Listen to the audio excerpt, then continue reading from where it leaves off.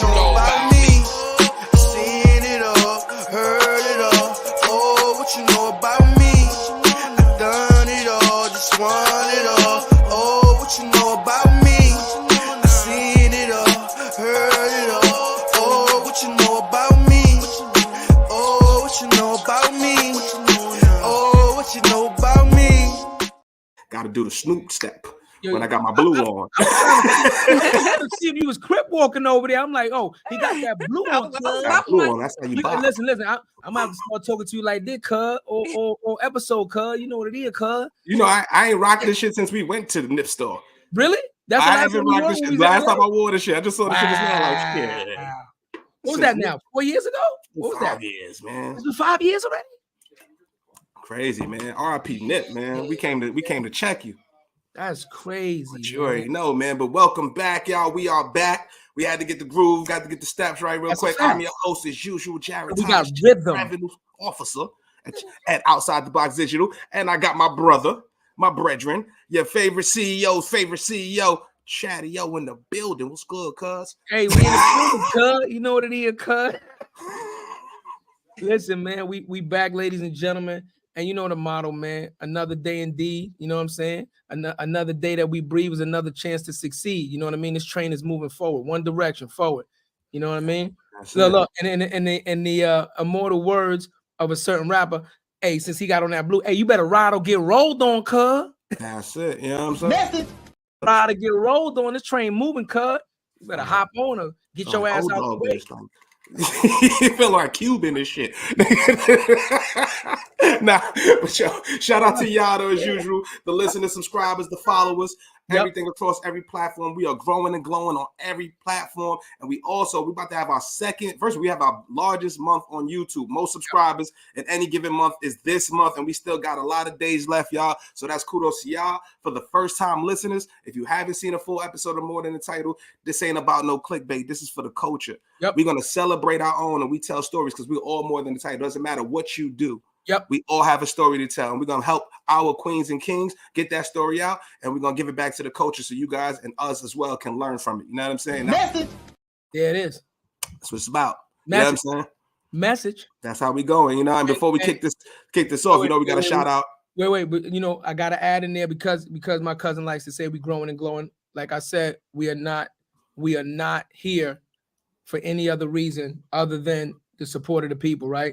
The reason that we're able to say that we have the biggest month and we're having the biggest views and the most views and things of that nature is because the support is continually growing. So we appreciate you guys. Just remember, right?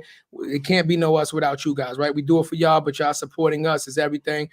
So that's why we're going to continue to stay the course, right? Authenticity, right? Impact over metrics. You know what it is. Screaming motherfucking baby, you know that. And also, lastly, shout out to Angel Lives and the entire live podcast network team. If you want more content from Black content creators like More Than the Title, make sure you download the app. Support your favorite creators. Got a lot of dope shows on there from strictly Black creators. So shout out to the team. And it's the first women-owned, Black-owned podcast network in the world, y'all. So we're gonna salute our own. We don't just talk, we walk, we support our own, and we riding with our own. You heard? Yep. Let's do it. All right, with that said, you already know where's my sound.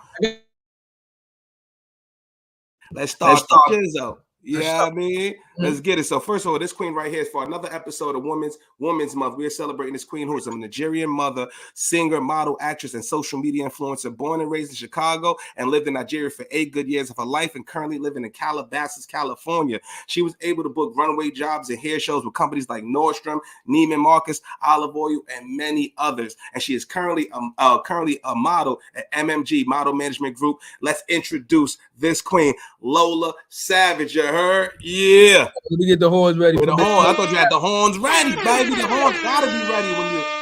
Hold on. Let me say this too, ladies and gentlemen. Give her a little leeway. This is Lola Savage's first podcast, right here on More Than the Title. Her first podcast. Oh yeah, we gonna pop that cherry. There you go, Queen. Let's talk about the beginning though. You know what I'm saying? That's interesting too. That's a culture shock for you to be in Chicago and then go straight to Nigeria from those years from 4 to 12. So like your first memories are probably living in Nigeria, and like I would love to know what that was like for you. I don't even know where to start. Well, I mean, I was 4. Of course, when I went out there, I was barely talking. You know what I'm saying? Like Sure. I wasn't really, I wasn't really on top of what the American culture was. I was 4. It was 1986. You know what I'm saying? But when I went to Nigeria, it was a culture shock for me, even though at a young age, but I loved it because I was able to, of course, engage in the Nigerian culture at such a young age, where I learned how to speak my language, which I speak very fluently. Wait, before you go forward, what is the native Nigerian language before you go past it? What is it? It is Yoruba. Yoruba. It's called Yoruba. So the Yoruba tribe. Yoruba. Okay, Yoruba tribe. Okay. I grew up in Surulere, a town called Surulere in Lagos. Okay. And it was me, my sisters, my mom, my dad. Learned, the entire culture as far as like, how to speak to your elders, things like that. So I mean, it was really different. It was a good 8 years. Sometimes I tell myself, I wish I stayed longer, because looking at like what the transformation has become, even though there are some negatives about it, there are still some positives. So there's still things that I would have loved. But then it's hard on me because I'm like, there's still some things that I missed out when I left here. You know what I mean? That some of my African-American friends will say, oh yeah, you kind of lost a lot of the culture, especially in the 80s and the late 90s, early 90s, because you weren't really in that community to really understand how it works and, certain things like that. So sometimes I think like, I wish I was here for that. That's a vibe that I would have loved to have been. No, but we trying to get your vibe now. You got out at the right motherfucking time. 80s and 90s Chicago was crack. It was crack. Help that that's how I smoking feel. crack. You ain't want to be around the crack. It was Jordan and crack. Jordan and crack. That's crack. You got out at the right motherfucking time. You got out before the crack hit. All my African American friends do say that though. Yeah. It's just how I feel. Nah. You ain't want to live through crack. It was. You're definitely right about that. So again, just to make my point, there are negatives and positives everywhere. You know what I'm saying? It's just really more about like your family and how you're raised. If you get like a family that's really going to be on top of you, to stay away from those negative aspects of your society, then you're good. And I really do feel like my parents did pretty well with that. But what was it like when you came back though? Because now you're a teenager, damn near. Before we fast track, I just want to go back before we progress the story. I just want to get a baseline understanding. So, because you said your mom, your dad, your sister, so you lived in Chicago with your family, and your family uprooted the entire family and went to Nigeria? Yes. Okay. Wow. And then uprooted you and said, nah, that we ain't feeling this, and then came back? Pretty much. I just look, like a vacation. With my parents, graduated college, saying, really nice jobs. Okay. When we went back, they were like, the hustle just never sleeps. So they were always traveling back and forth. Oh, okay. My mom actually worked for like one of the biggest companies out there, actually. I forget what it's called. It's like some type of electricity company or whatever. I forget, it starts with an N, but don't make fun of me. There's still certain things I don't remember. That's all right. And Dad worked as a criminal and drug counselor. So he was always, going back and forth. And wait, hold on. He worked as a criminal drug counselor? Drug counselor. So he had some things and he was helping people. That's what I'm saying. Wait. You said he worked as a he had the birds flying south. In the daytime, he got the birds flying. In the nighttime, he's the advocate. Like that's what you said. He was a criminal. That's what it sounds like. But honestly, I don't remember because I was actually pretty young. But that was what my mom told me. My mom told me that was what his profession was. And so he's brilliant. I've never heard that before. A criminal drug counselor for a company. I've heard of drug counselors, but a criminal drug counselor? Yes. He was doing both, and then he worked at some company downtown of Chicago. Okay. Yeah, so that's all I remember. And I also lost my dad at a young age, so there's just so many things. There's a lot of history there too, that I don't usually like to talk about. As far as like my dad, he was very heavy-handed, very strict. He was a huge authoritarian. So it was like we were very sheltered, me and my sisters. There's a lot surrounding that with my family, and something that I don't usually talk about. Hey, listen, you know, the most important fact is you already said it, right? The most important factor is that you were able, and this is a gift, be clear. You were able to have memories of your father, good and bad, be a part of your family, and your father technically is your first introduction to a male relationship, as he should be, and you should be extremely grateful for that. There's a lot of people in the hood, especially Chicago, that never met their fathers. Yeah. Right.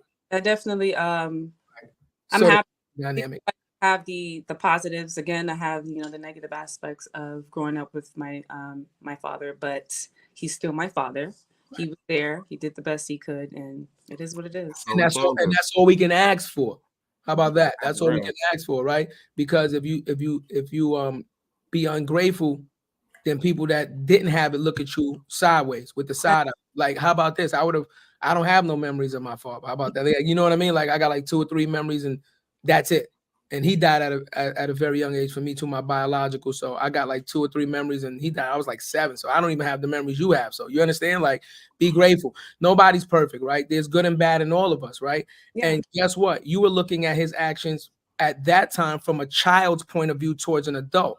Completely different than how you can look at what he did and how he tried to prepare you as an adult, as a mother now.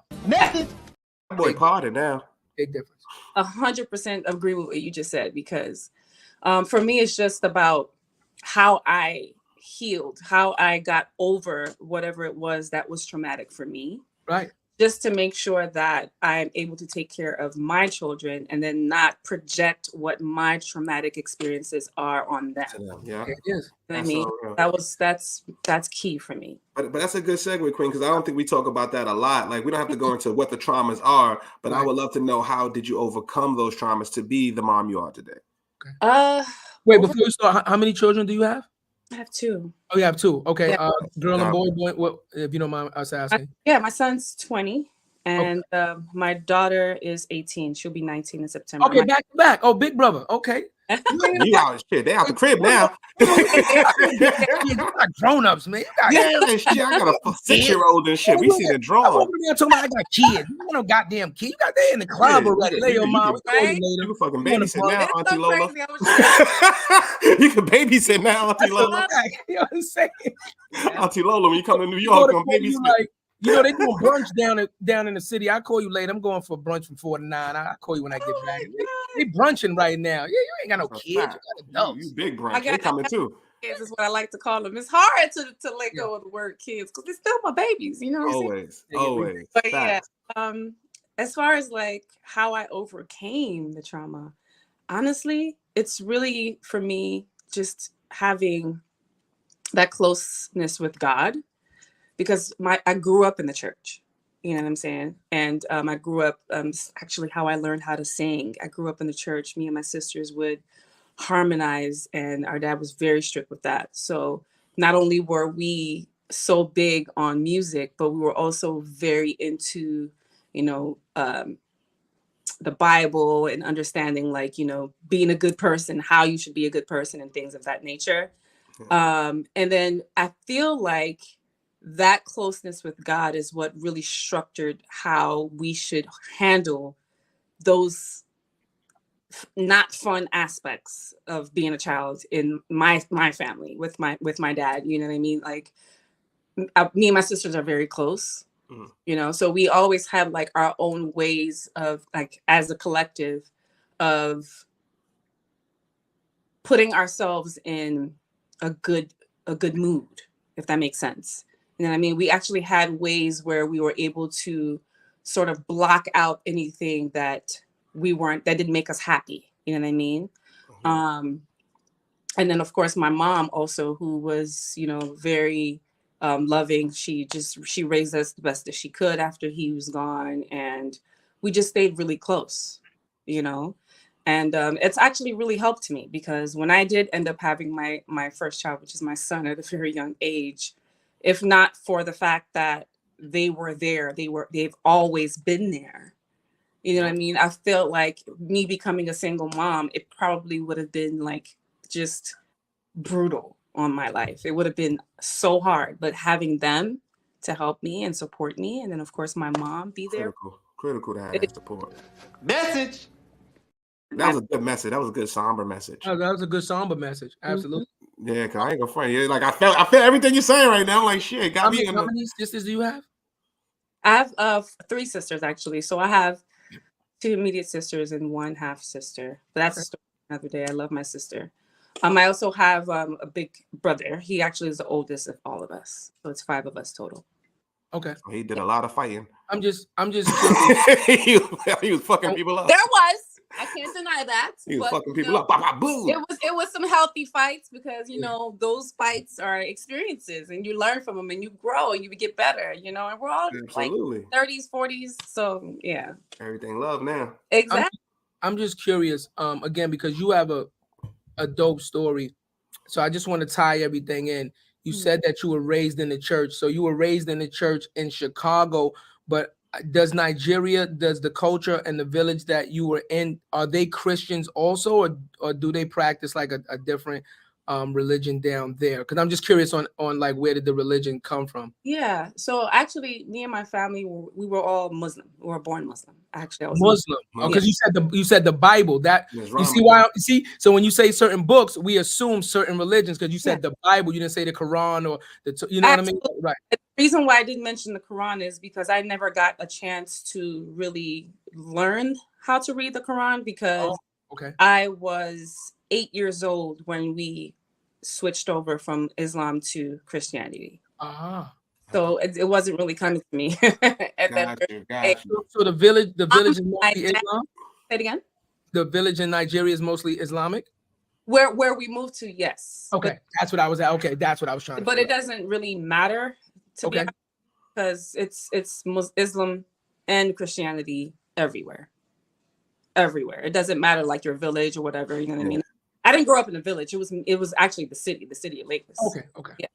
So it's Christianity, Islam, everywhere you go. I think for my family, it was just really more about like the closeness to God in the strongest way possible. My dad was so big on making sure that we found God and through the religion that he felt was the best for him. And I say him because it really was about him, not really about us. It was about him and what he felt was going to be best for his family, But then, we eventually became Christian, and the Bible was one of the most important things growing up. You know what I mean? And not just that, just singing. My mom still, till this day, she tells me, you weren't supposed to sing for the world. You were supposed to sing for God. Like, she still till this day asks me like why I just never did gospel music and why I just was so stuck on doing R&B, So what was the one R&B song that made you want to go that route?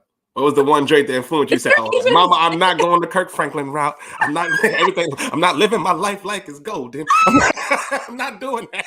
What made you say it was that Mary J, wasn't it? And Mary got on you. No, actually, there was. Whitney started in the church. I will say this. My ultimate, most loved and adored favorite artist is Brandy. Brandy. Wait, Ray J's sister? Brandy Norwood. Yes. Ray J's sister? Yes, Ray J's sister. Nah. I'm cute. I said Whitney. You said Kirk Franklin. I'm thinking you're going to say somebody way more powerful than Brandy. That's how Moesha? Wasn't powerful? Let's keep it 100. Moesha is commercial. Brandy is legendary. But vocally, she is not one of our top, black and brown vocal. Absolutely not. She's not even top 10. The camera's off. It's over. Are you kidding? Top 10. She's in the top. She's top 5 our era. She's not even top 5. You're insulting our community. Marry her. What are you talking about? Just like influence. You talking about influence? I said vocals, bro. I said vocals, bro. Vocalist Brandy. I said she's a celebrity. No, she's not. You didn't hear on the verses. You went to a Brandy concert live? Yes, I have. No, I'm talking to my cousin. No, I don't need to. But I can imagine what she sound like. Wait, hold on, Lola, have my back first. Lola, I'm just gonna keep it 100 with you right now. When I asked you, did you put it in the top 5? And then I say, have you ever heard her sing live? You say, I can imagine. I'm just like, what the f is wrong with this guy? Am I kidding me or what? Well, I don't gotta go to a Brandy top 5. I ain't never seen Whitney perform. Listen, there's a difference. There's a difference, and we're gonna leave it at this, right? We can agree to disagree, but I know we all know what. And for the listeners, this is a debate that goes out, but we all know what it is.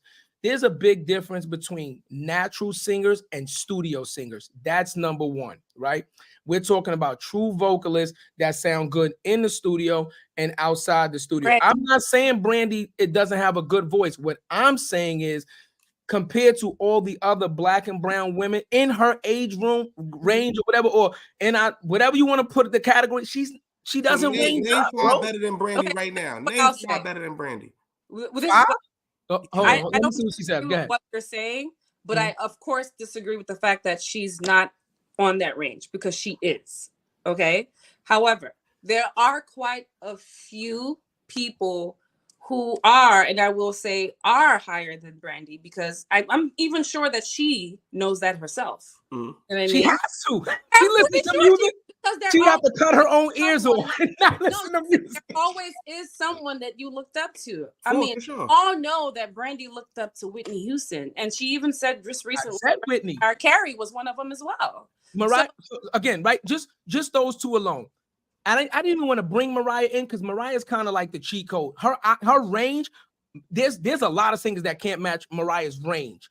But just those two alone, you cannot put Brandy in the same category as a Whitney Houston and a Mariah Carey. But you can. That's like putting John. That's like putting John Starks in a category with Kobe Bryant and LeBron James. Are you kidding? It's subjective. You know what? At the end of the day, we can agree to disagree. You have your own opinion. Subjective. I am. You see what got Lola? But It wasn't her. It was, besides that, let me say this. Yeah. This was just someone who I just, for some reason, gravitated to when I came back from Nigeria, right? Okay. I came back, excuse me, in 96, and Brandy was just literally coming up at that time, right? So her album, including Monica, Leah, just to name a few, were like some of the people around that time who their music was just like their albums. I could relate to them. You know what I mean? No, she's a dope artist. Like I said, don't get it twisted. We grew up on Brandy, that we watched it all. I like Brandy. I got Brandy's albums. I'm not saying she's not a good artist. What I'm saying is, vocally, when you lining her up to the other art, like voice-wise, she's like 11, 12, 13. She's not top 10. That's all. If you feel that way, that's fine. But I know that I have a good ear as a vocalist myself. You know what I mean? I'm not on no Brandy, level, but I know she deserves top 5. That's just how I feel. Okay, so let's do it. If you're putting her top 5, who's the other 4? I gotta know. We gotta put it on. If you're putting her top 5, who's the other 4? I'm ready. Okay, so wait. It doesn't have to be in a particular order, so we don't get in trouble. Number 1, number 2, number 3. Just give me other 4 that goes in the category top 5. There's so many of them, though. That's what I'm saying. Like, you putting a top 5. But see, that's just again. Whitney, Mary, Mariah, Jennifer Hudson. But she don't got to be in the top 5 to be the most. Like, for instance, Fantasia. Allen Iverson isn't my favorite player, but guess what? I had the braids like him. I wanted to dribble like him, but he's not in my top 5. Not on top of Brandy. Huh? Actually, is a very good vocalist, but she's not on top of Brandy to me. Who's not on top of Brandy? Because vocal, who'd you say? Like range, yes, maybe, but as far as control, no, she's not. Who'd you say? Fantasia. What? As far as control on her vocal, but range, maybe she's probably close. Shit. I'm not even saying shit. I'm like this. Damn.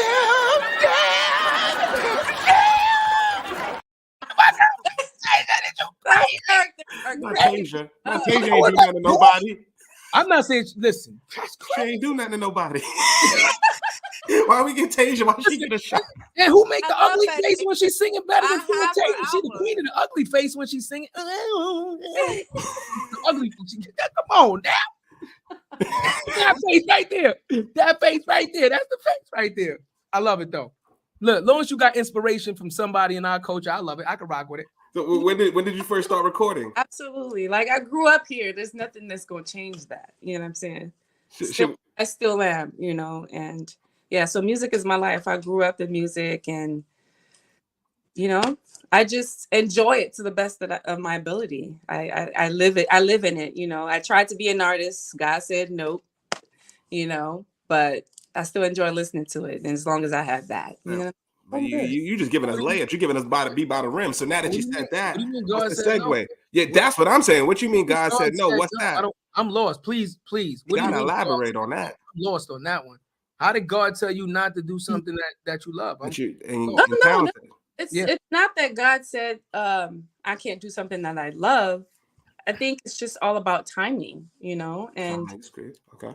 If it's not right now, then it's just not right now. I have to go with what my heart feels. Like I don't see my heart wanting to do music anymore. I just don't. And if I were to dabble in anything, you know, I have a few friends in the industry, and my prayer, you know, just because I love being a part of that vibe, I really do. I enjoy it to my core. Is to maybe do something with production or songwriting. So and if that's meant to be, it'll happen. If not, I'm fine with that. I don't know, Jared. We got bars. We do music. Just be clear. I don't know if you can see it, but I'm actually sitting in my studio right now. Like I'm sitting in my studio right now, right? So we do music. We've been doing music long time. And when you love music, that never leaves. That never leaves. I know. Yeah, the right time as far as I can understand not pursuing it as a career, but when you love something like that, that shit never. You put a motherfucking beat on right now. We go right now. We got beats right now. Look, ladies and gentlemen, Lola Savage, more than the title. See, you know what I'm saying? We got bars. Lola saying right now. Listen. When you stay ready, you ain't got to get ready. Yeah, this is still what I'm saying. Like, that's more than the title. Not coming soon. Look out for it. I promise you. We gonna holler at Kid Flash to get the artwork and all that. You know what I'm saying? We gonna make it happen, man. What are you talking about? And I got the. I don't want to turn the computer. I got the trackboard right next to me on this side. And we our engineer and all that. And we gonna. Yeah, but you, so like all of us, let's be real. We all love music and we all had the dream, right? We all pursued it. We put in the time. We wrote the songs. We went to the studio. We invested our time, money, all that stuff. So what was it that you felt that went wrong with it, though? I'm just curious. Like, you got to tell us the story, because this could be very impactful for somebody who's trying to do it right now. You know what I'm saying?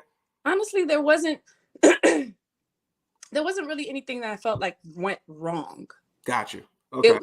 There wasn't anything wrong. It really was just all about what my heart was telling me. Okay. I could do that. You know, and I'm one person that's just really big on intuition and just always listening to my gut. I just felt, you know, there were other things calling me. You know what I mean? I have all these other priorities. My kids, they may be grown, but there's still a lot to do as a single mother. You know.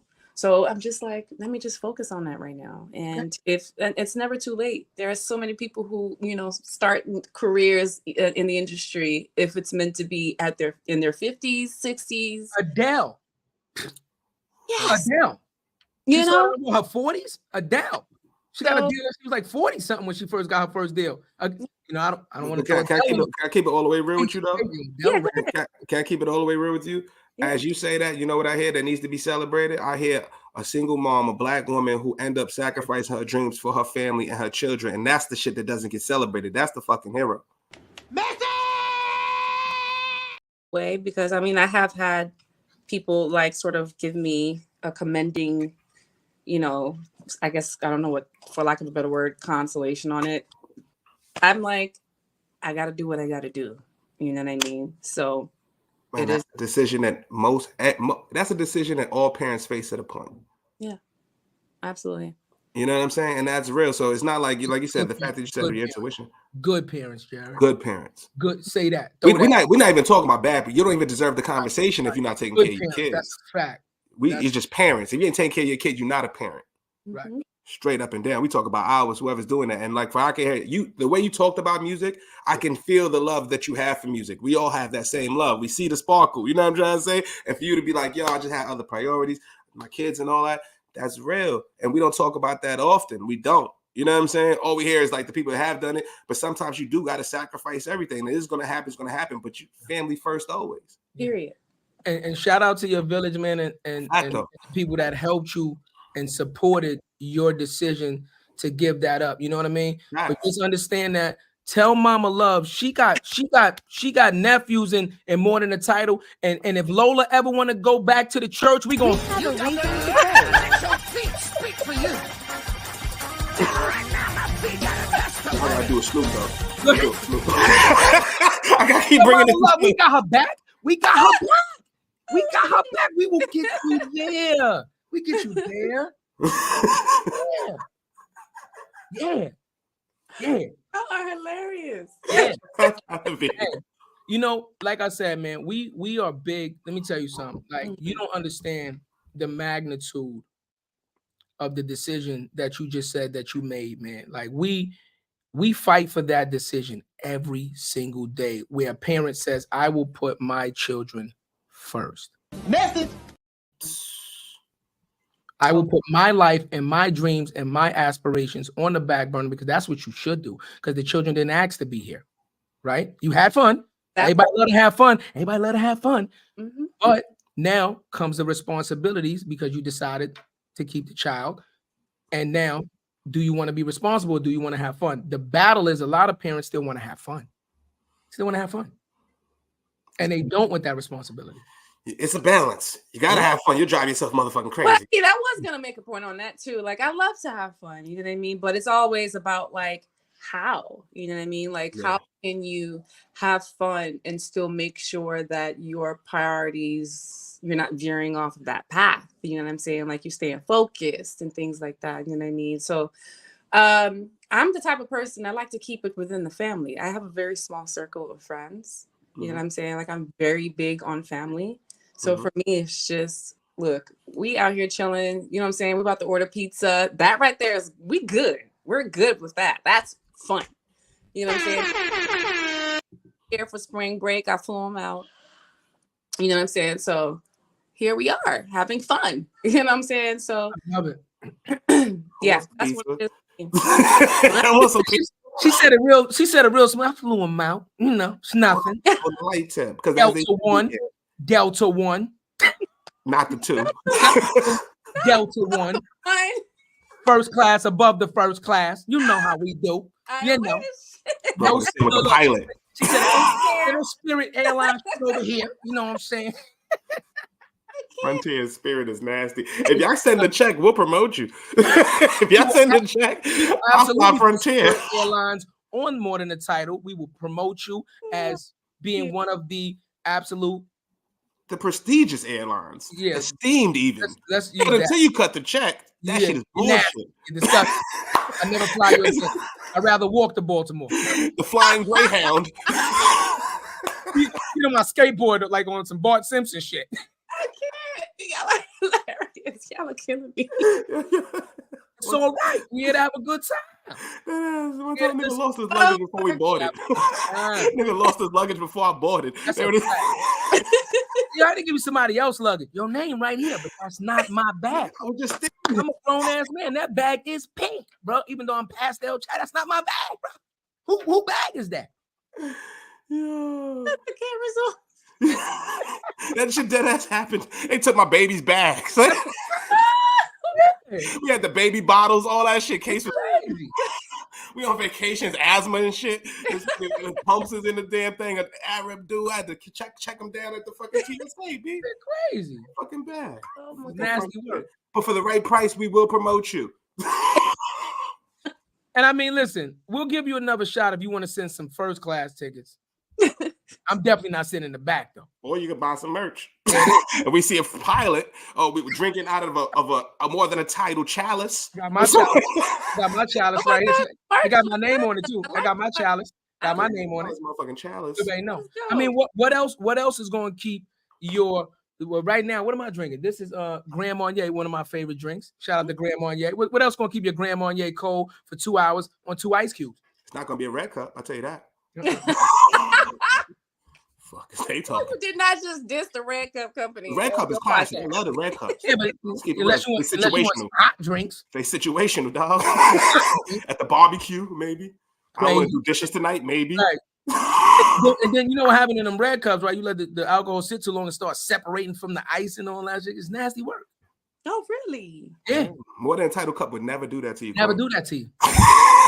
we And when you're tested it sick, out. you can put your ginger tea in there, keep it hot for 2 hours. Ginger tea, you know what I'm saying? I like that. That's the only way. Sorry. Multifunction. Multifunction. That's the word. That's the word of the day. Word of the Love it. pod. We're Okay. gonna call it multifunctional. So my cousin had asked you, Mhm. when did you actually record like your first song? Just curious on that, and we can get off of the music. When did you actually like record your first song? What was that feeling like? Recorded song was in 2003 when I was I was actually in an R&B group in Chicago with 3 other girls. It was me and my big sister. And the reason I say first recorded song ever with including them is because really that was when I got the feel of my first time of being in the studio.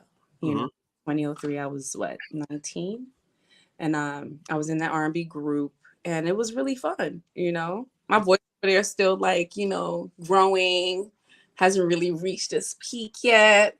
I was super young, but just the feeling that I had in my stomach, you know what I'm saying, of just being in the studio, it was really nice. You know, I actually had been signed. We had gotten signed to a management company. Dope. And we auditioned for several record labels, Virgin, Columbia, Epic Records. Like we were just all over the place, you know, and it just felt really good. So as far as like my solo career, my first solo career, which that was when I now shifted into doing Afro beats, which I like to call Afro R&B, because I never let go of R&B. I love me some R&B. That was in 2007. Wait, quick question. I want to before because we had 2003 to 2007. You was in a group with Sis and them. Where you lead because you're giving off jukebox vibes from Power. Giving off jukebox like you was the lead. Y'all was doing the dance and shit. You feel me? Was you a lead? You was like, yo, Sis, y'all playing games. I'm singing my ass off. It happened. No. It's such a long story with that. Like that story of how that just stopped. It's pretty deep. Like, and it's so long. I can't even like sit here on this podcast and give you all the details, but I will just say this. You ain't got the cliff notes? He ended up just not getting the deal that we almost were supposed to get. And this was in was it 20? I think it was 2004, 2003. About a year and a half into it. It's just such a long time, guys. I'm so sorry. It's okay. All good. But yeah, so we ended up just not continuing. I'll just put it at that, because we were so young, we were so close, and it just felt like we could like literally taste being on like the big stage. You know what I'm saying? We had albums printed and all types of stuff. You know what I mean? Had our own website, had our own merch. It was fun. That's dope. Shit. Fire. That's fire. And then we just lost it all, and all the other girls just weren't interested. What was the name of the group? For Eternity. Huh? For Eternity. Okay, I like that. Yeah, I mean, I still have some of our songs that we recorded. We had a 10-song album, and we just never got to release it. Oh, you had an EP. Okay. Yeah, we had an EP. Had an EP. And we That's just dope. yeah. I still have some of those songs. Subpar. I will say that, you know, because it's obviously, I mean, we put in the work. It was hard work and it was fun, but listening to it now, it's pretty subpar because of the mixing and things of that nature that we didn't really have then. You know what I mean? So yeah, 2007 came around, and I started getting like messages from a lot of people who are already in the industry that were trying to sign me when they found out that I was an artist. And then that it just took up from there. Then I recorded my first song.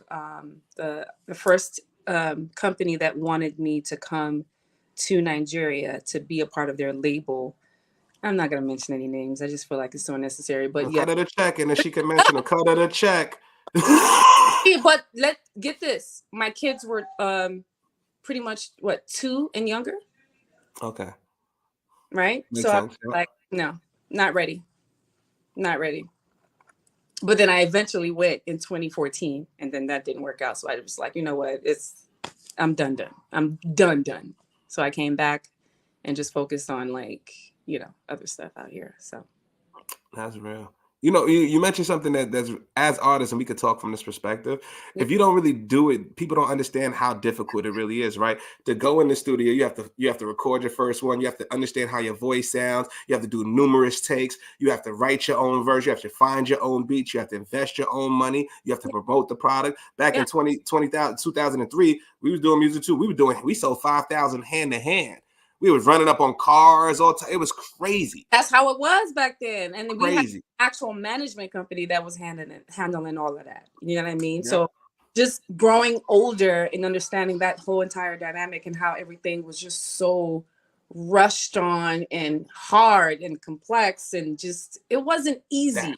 That's it. If I can actually say, what am I over here like? I can't bitch about it no more. Excuse my language. Oh my gosh. No, I can't actually complain. And you could curse on this show. Yeah, we really understand, the entire process. And now you just get older and you have all these other people, like all these other execs and people in the industry that tell you all of this stuff and how it was, and you just really understand the entire history of it. And you're like, oh, wow. The importance of having the right people in your corner. And if you don't, it's fucking overwhelming. Yes. It's overwhelming, especially if this is your dream, this is your livelihood. It's mad shit you got to think about that you don't know about. And you as a creator, you just want to create some dope shit. That's just really all I wanted to do, And as I got older, I was just like, I even spoke to our manager just recently, actually. Last year, October, I had an actual conversation with him. He actually and I can tell he had that pent up anger for several years of us not speaking, and we just didn't understand what happened, how we just, like, a whole Epic Records would come watch us showcase. You know what I'm saying? We performed 7 songs on a platform for them to be interested. And then all of a sudden it's just gone. You know what I'm saying? So that also was part of, like, the trauma I went through as a kid. You know what I'm saying? Yeah. That's Because real. if that happened to me, I'd be like, damn. The fuck? Right? Like, wait, like, what the, like, What happened? and so I I'd have been back at the office like, Did you miss me? Did you?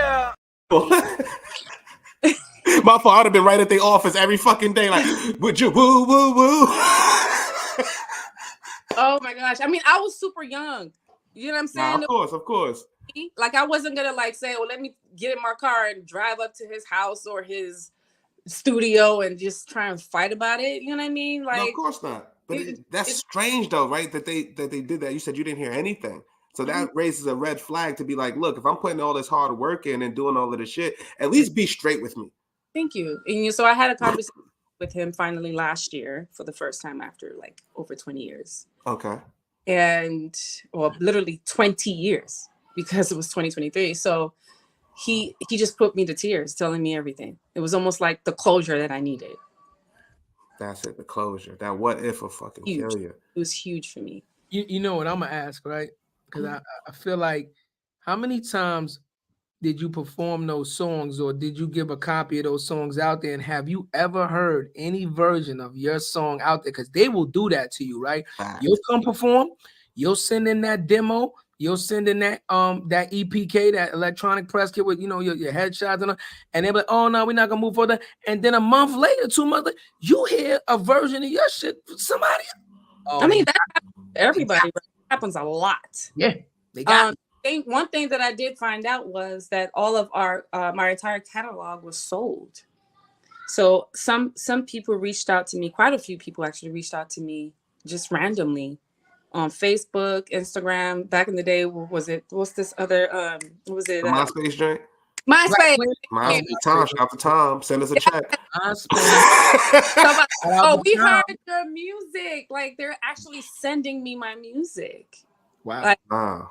You know what I mean? Because our entire album has all of our names on it. You know what I'm saying? So they found me on these social media platforms. And it's crazy. I'm just like, well, that's one thing that I just didn't understand that was happening. I was just like, I was talking to my big sister about it. I was just like, what's going on? But my sister's completely checked out. She doesn't even want to talk about it. She doesn't even want to like have that sit down with our manager. She's so over everything. You know what I mean? I think out of the three of us growing up being, you know, singers and loving music, I was the only one who wanted to just hold on to it so bad, you know? Yeah. And my sister is a better vocalist than I am, my big sister, but we just. But is she better than Brandy? You know, go to the corner. I cannot with you. Hell no. To the no. Oh no. She's just as good, actually. Let them know. Let them know. Keep it real. Real. Yeah. Not really into like the only singing that we do now is just with each other, you know? Okay. Yeah. You know, I'm gonna have to ask you. I ain't gonna ask you for on camera, but you know, we need more than a title, little. You know what I'm saying? You know what I'm saying? You know what I'm Please saying? don't do that. You know what that Not means? on show, but Look, no disrespect. Huh. I love you guys show up. Thank you so much for having me. But I honestly don't even see myself even just putting myself out there on the platform to just sing anymore. It's just no, not on the platform to sing, but we got bars. I'm just saying, you know what it sounds like to me? It sounds like Lola do a lot of shower singing. Sound like when she in the shower, you know she in the shower. Mommy in the shower again. She's taking another shower. The fourth one today. Everybody know when Lola in the shower. Yeah, I do. I sing in the shower. And I see. Good hot water, some steam. Shower, I sing in my car. I sing, you know, everywhere I am in the bedroom. I start singing a song. My sister starts singing with me. We just harmonize. We have fun. Oh. That's just what it is. Or we go to church. You know what I'm saying? That's what it is. We love it. Okay, so we cover music. We cover music, and what we up to? So right now we up to what? 2007 timeline wise, roughly, right? About period 4. Right? About period 4. About period 4. Okay, so you put music down. Mm-hmm. You know, you're focusing on being a mom and things of that nature. What's the next thing that kind of grabs your attention where you're like, I could see myself doing this as a career? Oh my God. Okay, so excuse me. Me.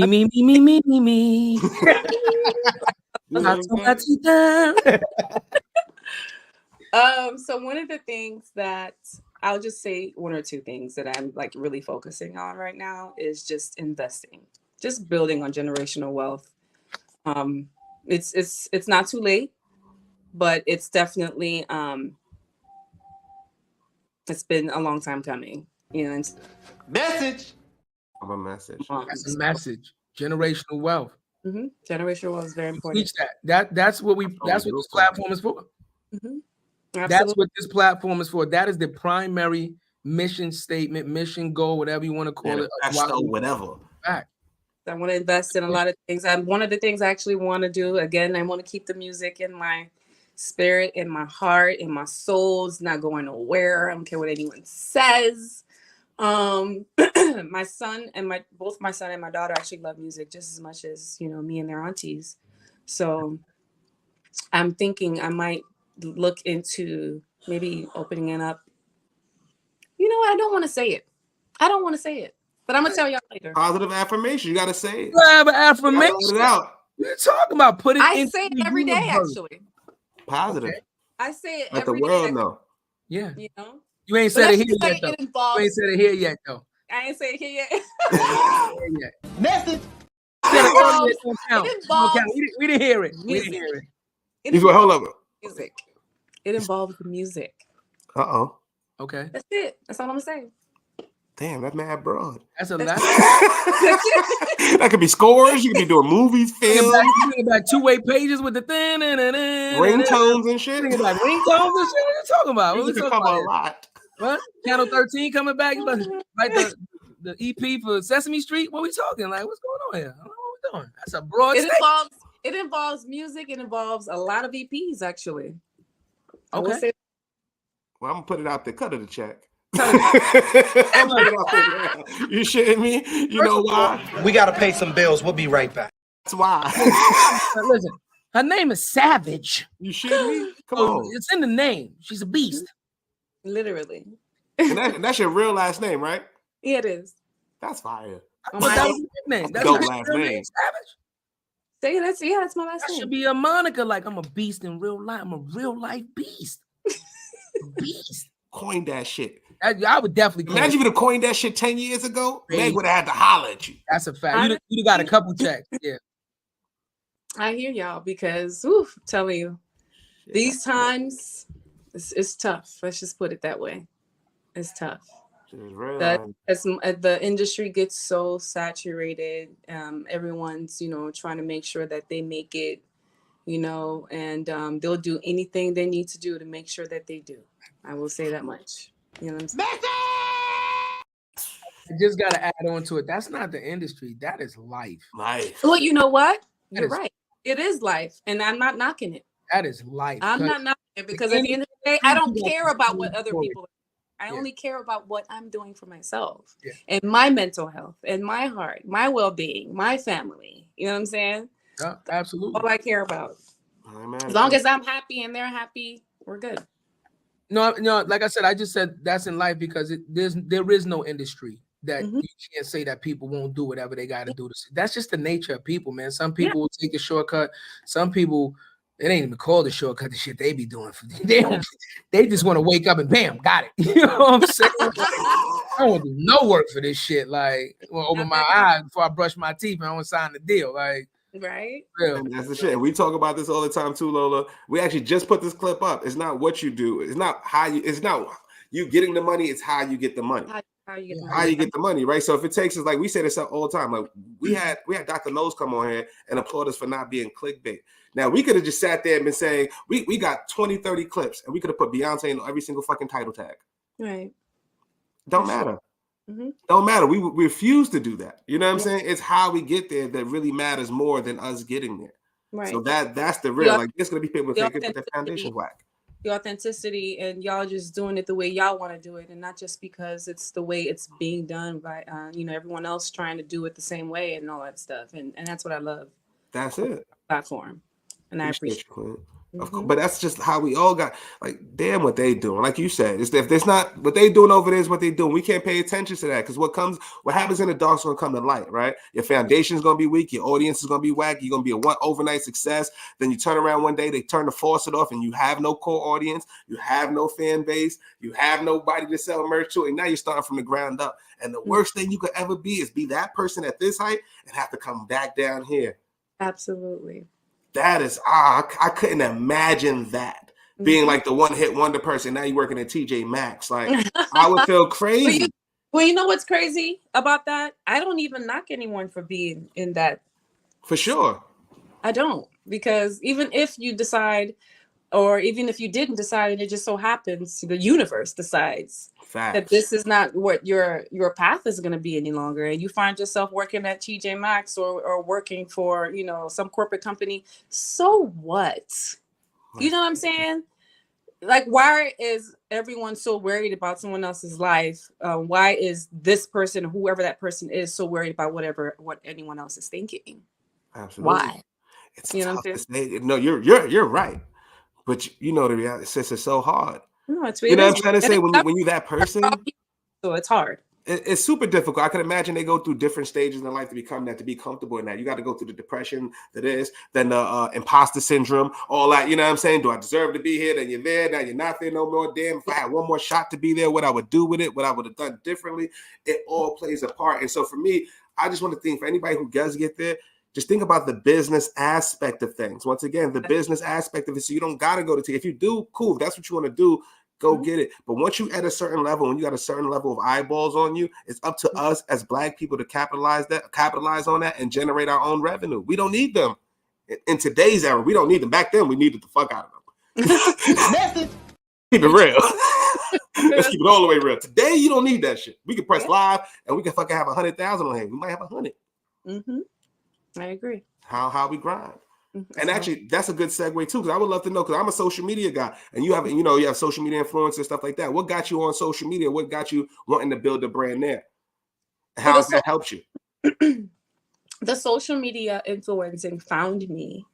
I didn't know what the heck it was in 2018. It just found me. I was just like, ooh, okay, because am I making money off posting stuff on social media? Okay, what is this? All right, and I'm getting all this free stuff.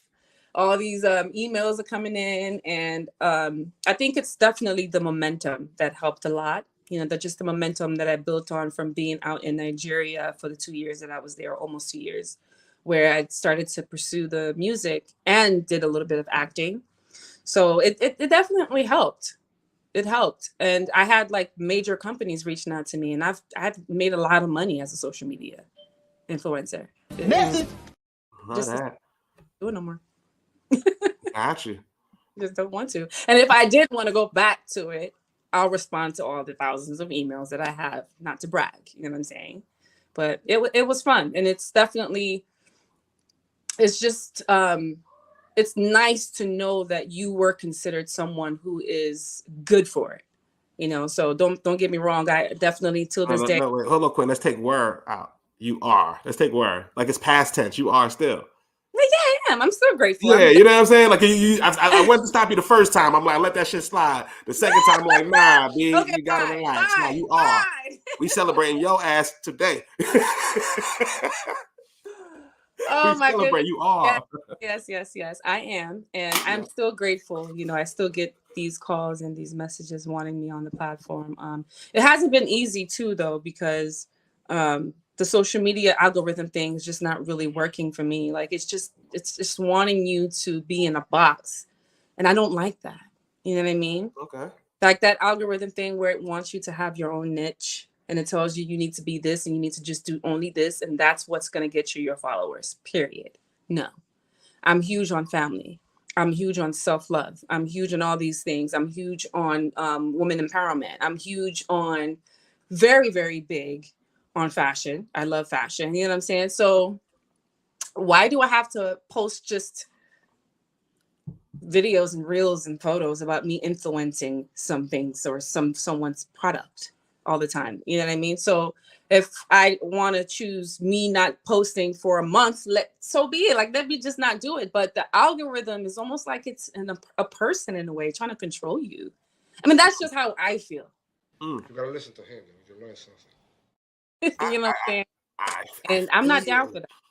I do feel you on that, but the only reason I'm going to challenge it slightly, I'm just slightly, because I'm a social media guy, right? Yeah. I used to feel the same way, right? Now, what happened with me is reversed, right? I was on LinkedIn is where I got my millions of impressions, right? So where everybody's all buttoned up and suit and tied and professional, I went in there like this. Yeah. And I said, fuck that. I'm going to learn the algorithm. I'm going to give my content. I'm going to tell my story. I'm going to be authentic. And I'm going to do that on the platform where only 2%. And I felt like that too. And you can do that now. We've got chat. Am I lying? We got walkthrough right now. We're in Forest Projects. I'll send you the clip after. 400,000 views. We saying nigga on it. We talking it real. We brought them into projects. All that shit. 400,000. You can be whatever the hell you want. 400,000 just on Instagram. And we got 2,000 followers between us. 3,000 maybe max. 3,000 some change. Yeah. On Instagram. On Instagram. You know what I'm saying? They did 400,000 just on Instagram. So just on Instagram. If we add the rest of it, it's probably over 500,000 or something like that.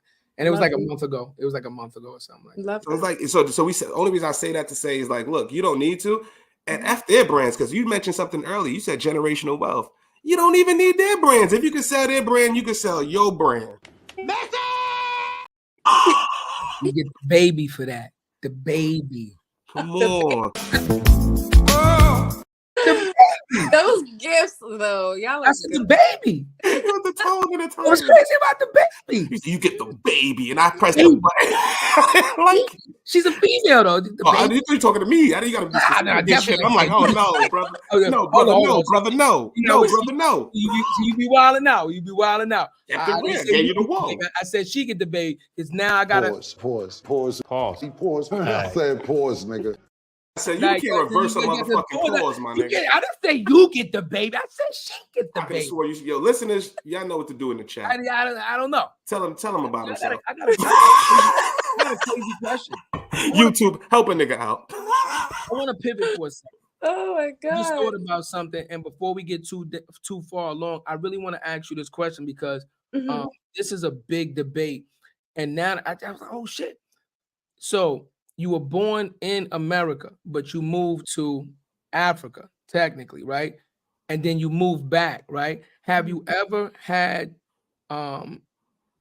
Culture shock? like not culture shock, but like kickback? Because in America, a lot of times they feel like Africans feel like they're not like black. They feel like, Yeah. well, we're different than African Americans. Like if it's a different black or There's a something. big disconnect between our Like it's a huge disconnect between sometimes where like Africans that were born in Africa and come to America feel like, yeah, you Americans, you guys are black, but you're not black. Like, what the fuck is it? You're black, I'm black. There is no fucking difference. You were just born there, I was born here. So by you now living in both worlds, like how is that for you? Have you ever gotten any like kickback from that? And have your kids ever experienced anything like that? Like not feeling like they belong or anything like that? Because they can say like, well, I'm Nigerian and I'm American. Yeah. How does Yeah. that work? Yeah, because my kid's dad is actually American, but Right. they don't actually ever talk to me about like them getting any of kickback or any issues or be made fun of, or they actually don't even have any experiences where they've had people ask them or say something or accuse them of anything because they're Nigerian. You know what I mean? Like, Okay. they're obviously very close and more close with their Nigerian culture, than the African American side. And that's because I am, and so are my sisters. But it doesn't take away at all from the fact that we love the African American culture, and my kids also embrace their African American side. You understand? So don't get any kickback. I don't get any issues. I honestly, I'll be very, very clear. I don't know how to answer that question because I haven't had any of those experiences that I can say makes me feel a certain way about my African American brothers and sisters. You know what I'm saying? I don't have any answer for that. So I'm good.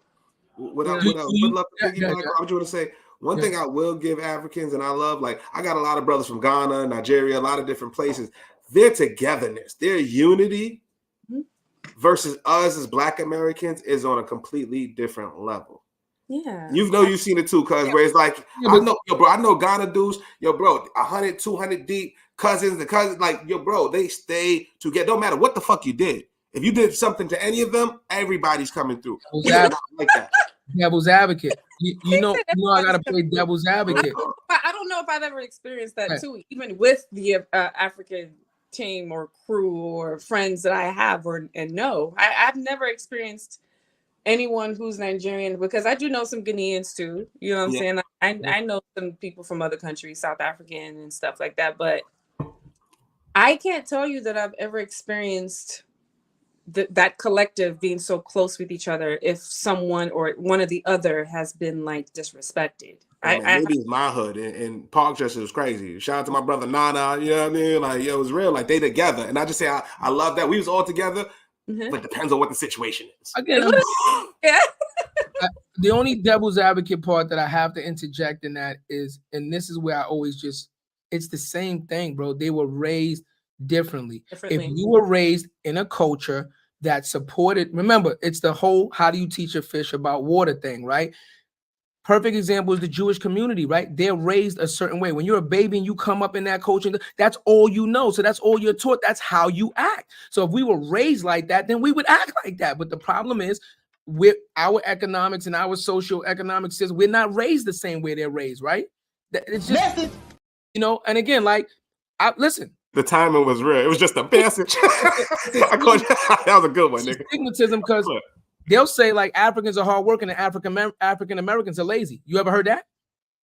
Oh yeah, that's what exactly. That's the so stereotype, right? So almost like they'll be like Africans, like Jamaicans, right? They got like 5 jobs. They always work and they speak 17 different languages. And they come in, they fuck again. It's the culture. If they were raised in a specific culture that taught them studying, this is what's important, we're not playing around, they don't have all the things to distract them, then yes, they're going to develop a certain way. If another child is raised in a different culture without those teachings, then bottom line is you're just going to be raised a different. That's all it is. That's all it is. That's all it is. And also appreciation for opportunity as well. But I've seen that, like, you know what I'm saying? I've seen, yeah. like, I know African dude brothers and be like, yo, no, he can't. You know what we came over here, it's no games. You can't do anything. It's no team, no nothing. You're gonna get good grades. Like, that's how they work, bro. But again, I'm not That's real. right? I'm not saying it's not. Again, it's all based on How you are raised. You understand what I'm saying? Like, look, everybody's raised differently. So your core values are different, right? Right? Look, I wasn't raised no silver spoon, right? I have a set of core values, right? There's certain things I don't play about. Like, I don't do dirty house. There's certain things there is no discussion about it, right? I don't care where we live, right? I don't care mansion, apartment. These are certain things that's going to be, because that's how I was raised. And those are the morals and the ideals that I choose to honor, right? So that's all I'm saying. Cause like, that's what I'm saying, right? Yeah. So if you were raised in a place where you didn't have a lot of opportunity, right? Economically, whatever your situation was, it was not a good look, right? And you had to fight, scratch, and claw for everything. Then obviously, the moment you get anything, you're not gonna fucking play around with it. Anybody. That's a fact. Anybody. That's what I'm saying. Like I said, I just asked that because I know a lot of Africans personally, right?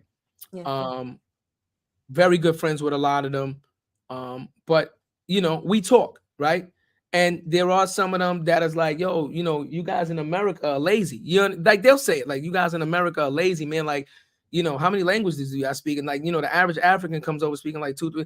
And I'm like, listen, I get it, but you can't blame me. Like, I'm not gonna blame you. First of all, did you ask to be born in Africa? No, the fuck you didn't. Did you ask to be born to the parents and live in the situation? No, you hit the lottery by even being born, because you could have been aborted. You could have never made it here. You understand? So you hit the lottery by even being born, and then you just got to do what you got to do with the circumstances that you are presented with, and that's it.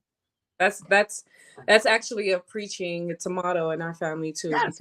I mean, I don't think any platform or a way someone's raised is perfect. Right. There's none that's perfect. You know what I'm saying? And that's what I said that about your dad. It's good and bad with everything. Maybe filthy rich, but the way they're raised. Correct. It's just not, you know, conducive for their mental state. That's it. You know what I'm saying? It's good and bad and everything, Lola. And one of the things that, you know, we stress is finding your inner peace, finding your balance, your balance within your situation, right? Within the responsibility and the playtime, right? Right? The family time. And absolutely, right? Yeah, that's it. That's it. And I don't think it matters what culture you're from. Everybody has balance, right? Doesn't even matter the religion. Correct. As long as you find that path all the way up to God, that connection, you know what I'm saying? It comes from the heart. That's where it starts. That's it. Everything else just falls into place. Yeah, like I don't follow a religious denomination. I feel like I'm just a spiritual person. I don't call myself an atheist. I used to. But I don't anymore, because I had a real intelligent conversation with a bunch of intelligent people, and I realized that I'm not an atheist, because I believe in a higher power. I just don't believe in the higher power with a name and a face and a description as some of these other religions put on it, plain and simple. But I do believe that there's a higher power up there, and I do believe that, you know, my life is guided, and what's meant for me is.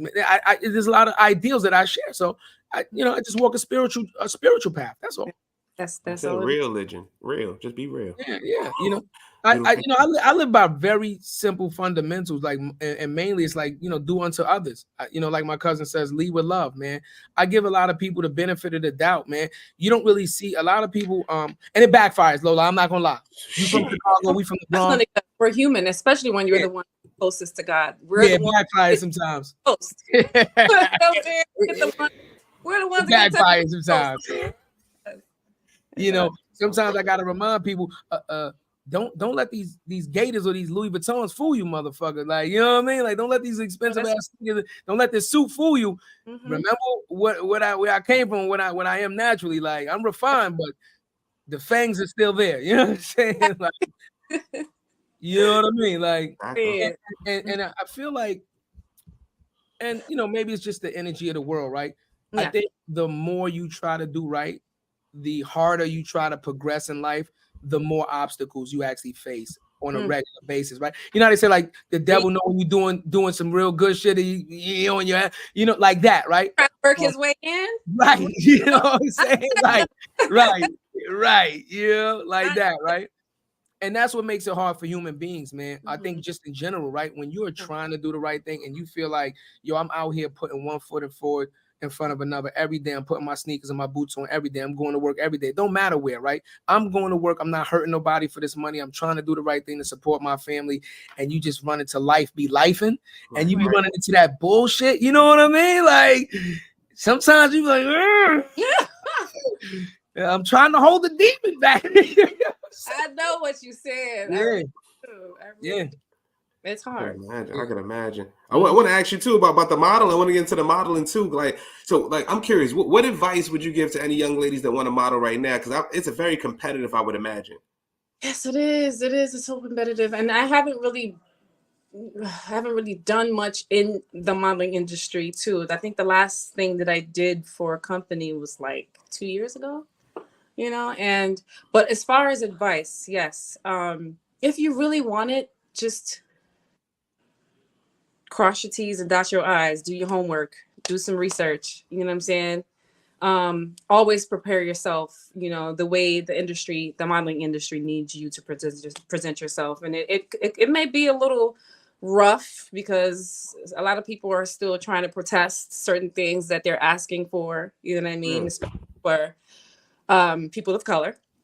But if you really just want it, you kind of just have to abase yourself. Not, of course, what's the word I'm looking for? Don't put yourself in a place where you're sabotaging your own integrity. Okay. I like the way she put that. That was very political.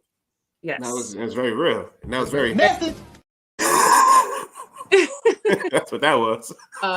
But I mean, that's really all that it is to it, because modeling is just, what is it? Just being pretty and, looking your best for, not today. Nothing more than that. You gotta be pretty today. You have to be pretty, but see, that's what they're pretty today. But for the models, we know that there is more than just being pretty. You know what I'm saying?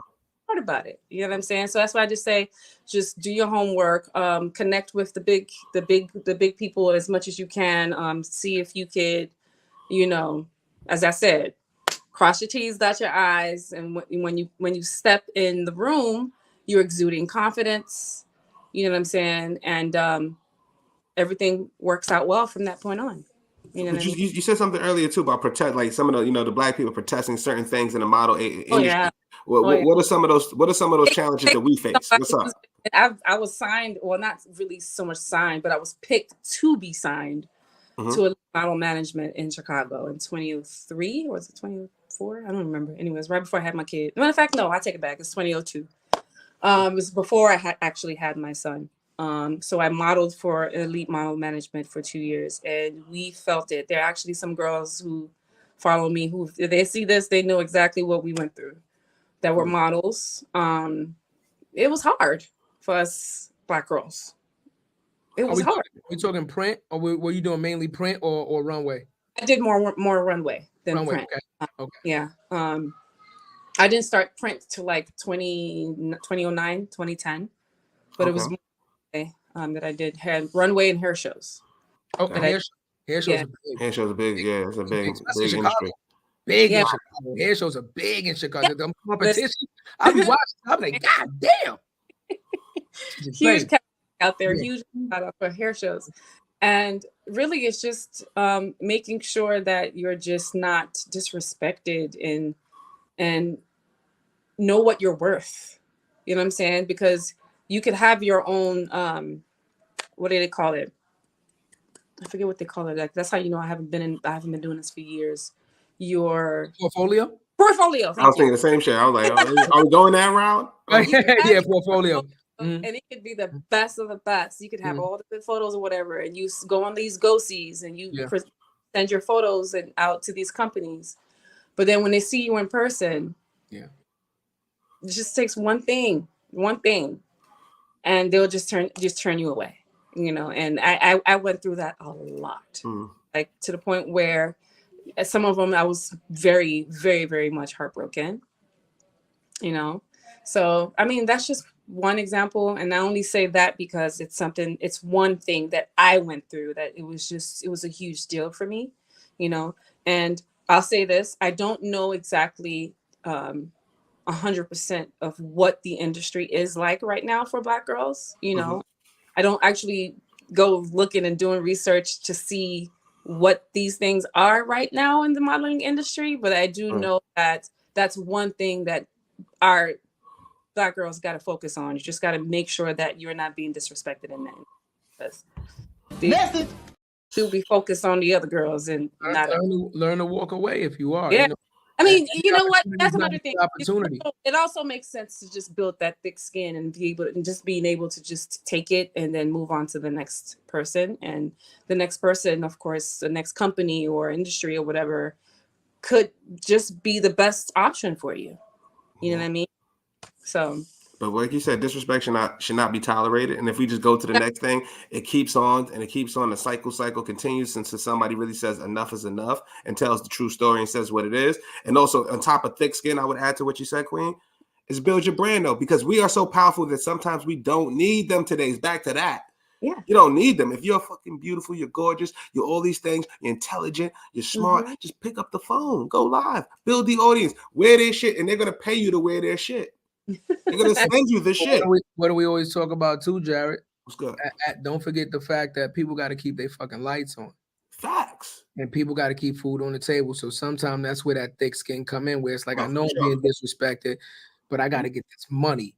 You know what I'm saying? Because I got to put food on this table and I got to keep these lights on. Even if you don't have kids, for yourself, so you're not out on the street. Because then what good if you're not, again, mentally ready yourself, right? If you're not prepared yourself, then how can you show up to anywhere and put on your best face if you ain't sleeping or you're not eating properly? You know, it's going to show on your face and your body. But we preach this all the time, right? Once again, back to if I would have had to cut my hair in corporate America, right? If I'd have said, I'm not going to cut my hair, I wouldn't have had a 10, 11-year career, right? So you said, what you said before, somebody has to stand up, is all I'm saying.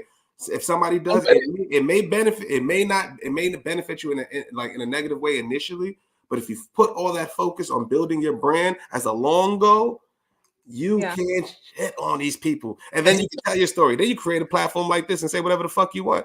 And then it will pay you to say their brand name. But here's the thing. Here's the thing. Like when you got the opportunity, Jared, to let's talk basketball, right? Because you share the same story as my little brother. Like when you got the opportunity to go play basketball and you're going to one of these like St. Ray's or something, the first thing they say to you, if you got braids, you got to cut your braids, right? You have the opportunity right off the back where before you even enter the institution, you know what to expect. And you can say, now, do I still want to go to this institution or do I want to go somewhere else? I've only cut my hair forcefully one time in my life, but I knew what it was. Like when I went to the Marine Corps, I already knew first thing they do in boot camp is shave your ass bald. I knew it, right? So I accepted, right? I want to be a part of this organization. I understand that boot camp, you got to cut your hair, right? My brother made the decision. You going to cut your hair? You're not going to cut your hair? He's like, nah, I'm not cutting my hair. See? He's like, nah, I'm not cutting my hair. Straight like that. He turned it down. St. Ray's and all them hit him up. Yo, come to St. Ray's scholarship. All that. They like, cut your braids. He's like, negative. Bro, that's why I went to Scaling. Yeah, that's what he went to Lehman.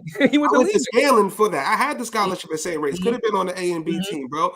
But which is funny that you say that. I said no to that, but when it came to my money and I got a 2-year-old at the crib, guess what? Shit changed. I give me a fucking tape up in a minute. Situations change. You feel me? So that's all it is. You know what I'm saying? It just depends on where you are in the situation, where you are in that station of life. But there's options. That's all I just want to say. There are options, right? You don't have anybody out here right now. We still got good hair. So anybody bald-headed out there, you know what I'm saying? We'll throw up the QR code too, because I'll shave this down a little bit if anybody needs some. This good. This is not yucky. This is 100%. Shout out to olive oil. You know what I'm saying? Olive oil. Send a check. Olive oil. Send a check. You see the curls on this motherfucker? Yeah. I'll G.I. Jane this motherfucker. I'll take a check from just for you. I don't give a fuck what it is. How your shit relaxed. I don't know. I don't know. Just for you, check is nuts in 2024. I'll take it. Looking like Vampire in Brooklyn. Like Vampire in Brooklyn. Are you That's walking down my way? That was a classic. Crazy. Now it's absolute classic. You know, that was great advice. You know, Lola, I modeled myself. I did runway and I also did print work. And I Nice. ran into a lot of situations where the toughest thing for me to battle was learning how to and this is earlier back, you know, when I was younger, learning how to deal with the agency when I realized how many homosexuals was actually in the agency and what their position was, right? Because as a model, as you already know, right, when we're in the modeling room, right, if we're getting dressed, everybody's stripping at the same time we're getting dressed. We're walking the runway, come back, quick change. You understand what I'm saying? People adjusting you. So, you know, I was comfortable within my own skin, but I quickly set boundaries with people. Said, listen, let me tell you something right now. I don't care what your preference is. I do not care. Understand, I operate a certain way. If you want to deal with me or be around me, this is how I operate. If you can respect that, then we can rock. I have no problem getting naked. I don't care about none of that. Just don't disrespect me. Don't touch me inappropriately, and we will not have a problem. But again, it takes time to learn that because it was a shock for me at first. Where they like, yeah, you get naked, and I'm like, everybody in here, they like, yeah, everybody getting naked. I'm like, oh, we back in high school days, like football days, and I'm like, you know, I didn't have that phase. I'm back to 40 out on them. Oh, you want me to? Oh, okay, that's not a problem. Is this modeling or Vivid? Are we making a movie? Where the check coming from? I do it for the children. That's what he do for. I'm backing out if I have to. That's a fact. Listen, Vivid, holla at me, Vivid. I'm you know what I mean? Listen, not too proud. Yo, shit, I had another podcast. I had a new name. I had a new fire name. So no, you had mad. Listen, we're not gonna do that this way. You got too many fucking names. I'm gonna have to steal with fucking names. The shit you was doing in Miami, coming up with them names is outrageous. I don't please. Yeah, I'm like, Lola, you start saying them names, not on I'm this gonna show, start crying. not on this platform. This is Women's Month. That's a fact. Pivot, we got ideas. It's definitely I'll tell you this story, right? I was doing music. And two good friends of mine invited me to a party. Okay. We had went to a party, and now a big fashion brand owner, big, had a private event at his house. So one of them calls me, yo, Chatty, we going to so-and-so house for the private party, blah, blah, blah. You should come. So I'm like, oh, okay. You know who going? They're like, yeah, you already know so-and-so, the models, you going to fit right in. But see, remember what I talked about set boundaries, right? But they already know my demeanor, right? They know me, right? I conduct myself well, but don't play with me. So they was like, but listen, Chatty, you know, with your body, you know, they get that party get a little touchy feeling. With your body, it might get crazy. Have a good day. I'm not going. Because he already let me know what kind of party it was, right? Right. You know what I'm saying? And since you in trouble, you know what I'm saying? It could have been one of them puffy parties. You know what I'm saying? I'm not going to Hated it. yeah, going to the puffy party. Since you're already in trouble, you know what I'm saying? I'll throw you under the bridge a little bit. What? I going to the puffy party. Other than that, it wasn't a puffy party. No Diddy. Respect, you know, we fuck with Diddy, but I'm just saying. I didn't put myself in that position because going to a party with somebody in the club is absolute one thing. Going to somebody's private residence for a private party, knowing what that kind of entailed, and then going there and kind of acting. I could have got myself blacklisted. I could have got around in a beating. It would have got crazy. There you go. You gotta have the foresight to understand what. Stop putting yourself in. And this is what I hate about our people. I understand. We want to make. Nobody want to starve. Nobody want to fucking be on the streets. But I hate the fact, men and women, stop putting yourself in these fucking positions. Forget toxic. We talking down outright. You know you ain't got no fucking business being there. But to back you up on that, you know what I'm saying? And then you cry about it, and then you want to experience it, and then they because a lot of people don't actually know. That's so true. Actually, you don't know until you know. You don't know until you know. Like someone, like if someone that's not you, for instance, will go and think that they could just be all like full puffed up chest about it and then be like, my boundaries are set. I don't care. I'm not doing this shit. Leave me alone in that space. And then when they get blacklisted and they wonder why. But you know what it is too? Those parties, and we're gonna talk. Let's talk all the way through. You've been in the industry. The industry is sex, money, and drugs, and liquor. Sex, money, drugs. Those parties are heavy drugs and alcohol. Heavy drugs and out. So yeah, you could have your chest all puffed up and be standing on your morals sober. You get in there and they done slipped you to Mickey. You know what I'm saying? They done slipped you to Mickey in that champagne glass. You start to, whoa, this feel like. Did you miss me? You know, He start talking like that. right back. They done, took a little Molly or something, a little ecstasy, and it's a different story, right? I'm Wake up being in the honest. morning. Yeah, man. Yeah, you wake up with a sock on your ear. Oh my God. The Mickey. How did I get here? What happened? I'm signed. Why is this sock on my left ear? I got a new deal. What you say? I got an album coming out in 2 weeks. It's already done. It's done. Wow. Fine. Wow. I ain't got to audition no more. Just show up. I'm casting. That's crazy. And that's what the parties do. unfortunately, it's coming out. It's coming out now. Mm-hmm.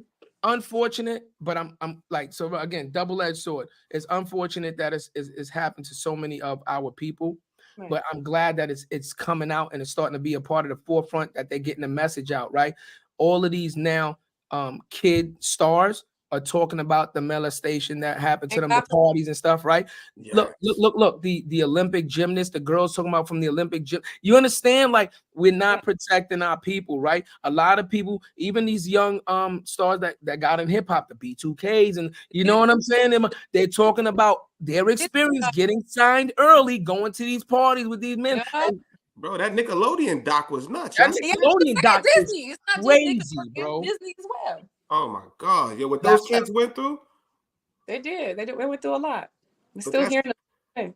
And so like even here, I would love to hear from your perspective too, sis. Because I can only imagine, like, because us, we real dudes, it's certain things we not tolerate. But as a woman, that's got to be mad intimidating. Like, how do you navigate that shit? You know what I'm trying to say? Like, it's like crazy. You experience it once, twice, and we don't want to get to the third. We just don't. You know what I'm saying? And there are some women who are just lucky enough to just know, because I didn't have anyone guiding me when I went into I didn't have any guidance at all. I didn't. Most don't. I lost my dad when I was 17. I started doing the music when I was 19. Like my mom till this day, she says she wishes that she had just put her foot down and said, no, don't do it. If she had just been that strict African mother and just said, no, don't do it. I experienced some crazy stuff from here to Africa. It's quite intimidating, and you just tell yourself, you just don't have the heart for it, and you know that you're in it and you feel like you don't have the heart for it. You just gotta find a way to make sure that you get on a healthier path, despite how much you might love it. You know what I mean? Like I was in it, and I'm like, I love being here because it's music. It's what I love to do. But then I'm like, but is it really healthy for me though? You know what I'm saying? Do I really want to be in that circle? You know what I mean? Like, kudos to the people who can handle it, but it's just not me. So that's just really what it was. And I found my light. I found my need to get up and out of there. I just found it. It came to me, and I was just like, it is what it is. Deuces. I'm out. Message. Somber message. Dude, I felt that. I ain't gonna lie to you. Those gifts are so funny. It's rough, man. It's rough. It's real out here, man.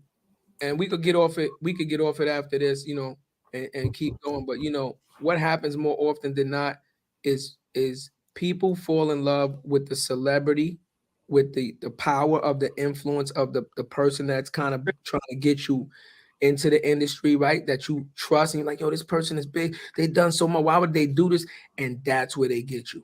Yeah. Why would they do this? Put that trust. They will throw any and everything in front of you to make you, yes, this got you. We'll get you in this. Like they make you feel like they care about you.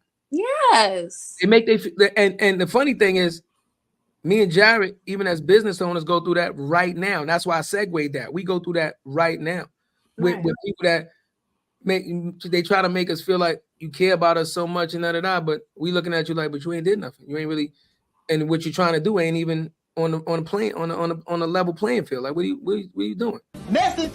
Because we're older now, like you said, we've experienced so much, and we like, nah, we not rocking that. So now when we go through stuff like that, or we even see situations that even look crazy before they even get a chance to get it off, we like, hey yo, Homie, don't play that. I like that. That's what we do. Because we keep it real. We don't ask for shit. So Yeah. if you're gonna come out and say you're gonna do something, all we ask is you to do what you say you're gonna do. Don't you? That's it. We're not asking because we're gonna work. We're gonna work for everything. Either way. Either way, you want to help and shit. That save me a couple of hours. I can maybe watch the game later tonight. I can chill. It helps me slightly, but what the fuck? I still gotta get up. We still get the dream. Yes. That's it, Queen. We gotta keep on fighting. So that's what it is. So for those listening, like, I could just tell.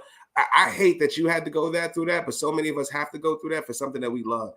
And that's just the whack part of that shit, man. It is the whack part of what it is. But again, I can't say this enough. Just, please just find within yourself the way it could be healthy for you. Like, I had to just really, I went through the traumatic experiences. I went through, I don't like to call it depression for myself, right?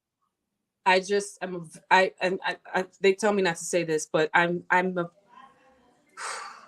am very easy to break on any aspect of emotion. You know what I'm saying? So I'm just fragile. So I'm just like, as much as I still feel like I'm strong and I'm smart, you know what I'm saying? I also know what I need for me to stay healthy. You know what I'm saying? I just needed to find that. That's why I got even much more closer to God. That's real. Thank you for being vulnerable. Yeah, that's real. We appreciate it. Thank you. What's your your birthday? Like, close to God. Like, I do cry sometimes. When your birthday? Huh? When your birthday? February 20. February Pisces. Mm-hmm. Pisces. Okay. Beginning of Pisces. Mm-hmm. Beginning of Pisces. Yeah, practically. Yeah. I think it's on the cusp somewhere. I think it's 19. Was it Aquarius? Aquarius is first is Capricorn and then Aquarius. So Aquarius goes from like middle of January to middle of February, and then Pisces goes from February to March. Yeah. Yes. Yeah. Well, part of the Pisces astrological thing is very caring, very emotional, very empathetic. Very empathetic, absolutely. So, that makes sense. Intuition. Yeah. And, yeah. Things about us. The koi fish should be real though. Shit. The Pisces is the fish. The koi fish, I believe. Like the two koi fishes. Koi fishes, yeah. Yeah, the koi fishes. Mm-hmm. Yeah, I'm big into that because it helped me a lot. Be honest with you, helping to deal with my trauma as a child. Growing up, learning who I was and learning what my triggers were and learning why I operated the way I did and what sets me off and why it sets me off helped me really to deal with a lot of situations that I'm still not 100%, but I'm a lot better than what I was. That's it. And as long as you keep working on it on a day-to-day basis, that's the goal, to just get better day to day. Be the best version of yourself. Every day there's always a learning experience in everything, Then what was one of the biggest lessons that you've learned throughout? What's one big lesson that you would tell yourself, the younger you? Honestly, I would actually say, if I could go back in time, I would say I wish I was able to just listen more to my spirit as in my younger age, like as a young, and when I say young, I mean like as young as like in my teens. I really wish that I had those abilities. And even though my mom, actually, because my mom's a pastor and she's also very, very, very, very, she's an avid spiritual prayer. Like, she's very big on that. And she always used to tell me when I was young, she used to say, Lola, you do not remember, or she would say Lola. She actually said it in a Nigerian accent, Lola. And she would say it in our language. And she'll be like, I don't think you understand that you actually used to actually tell, like, see things before they occur. She would tell me that when I was young.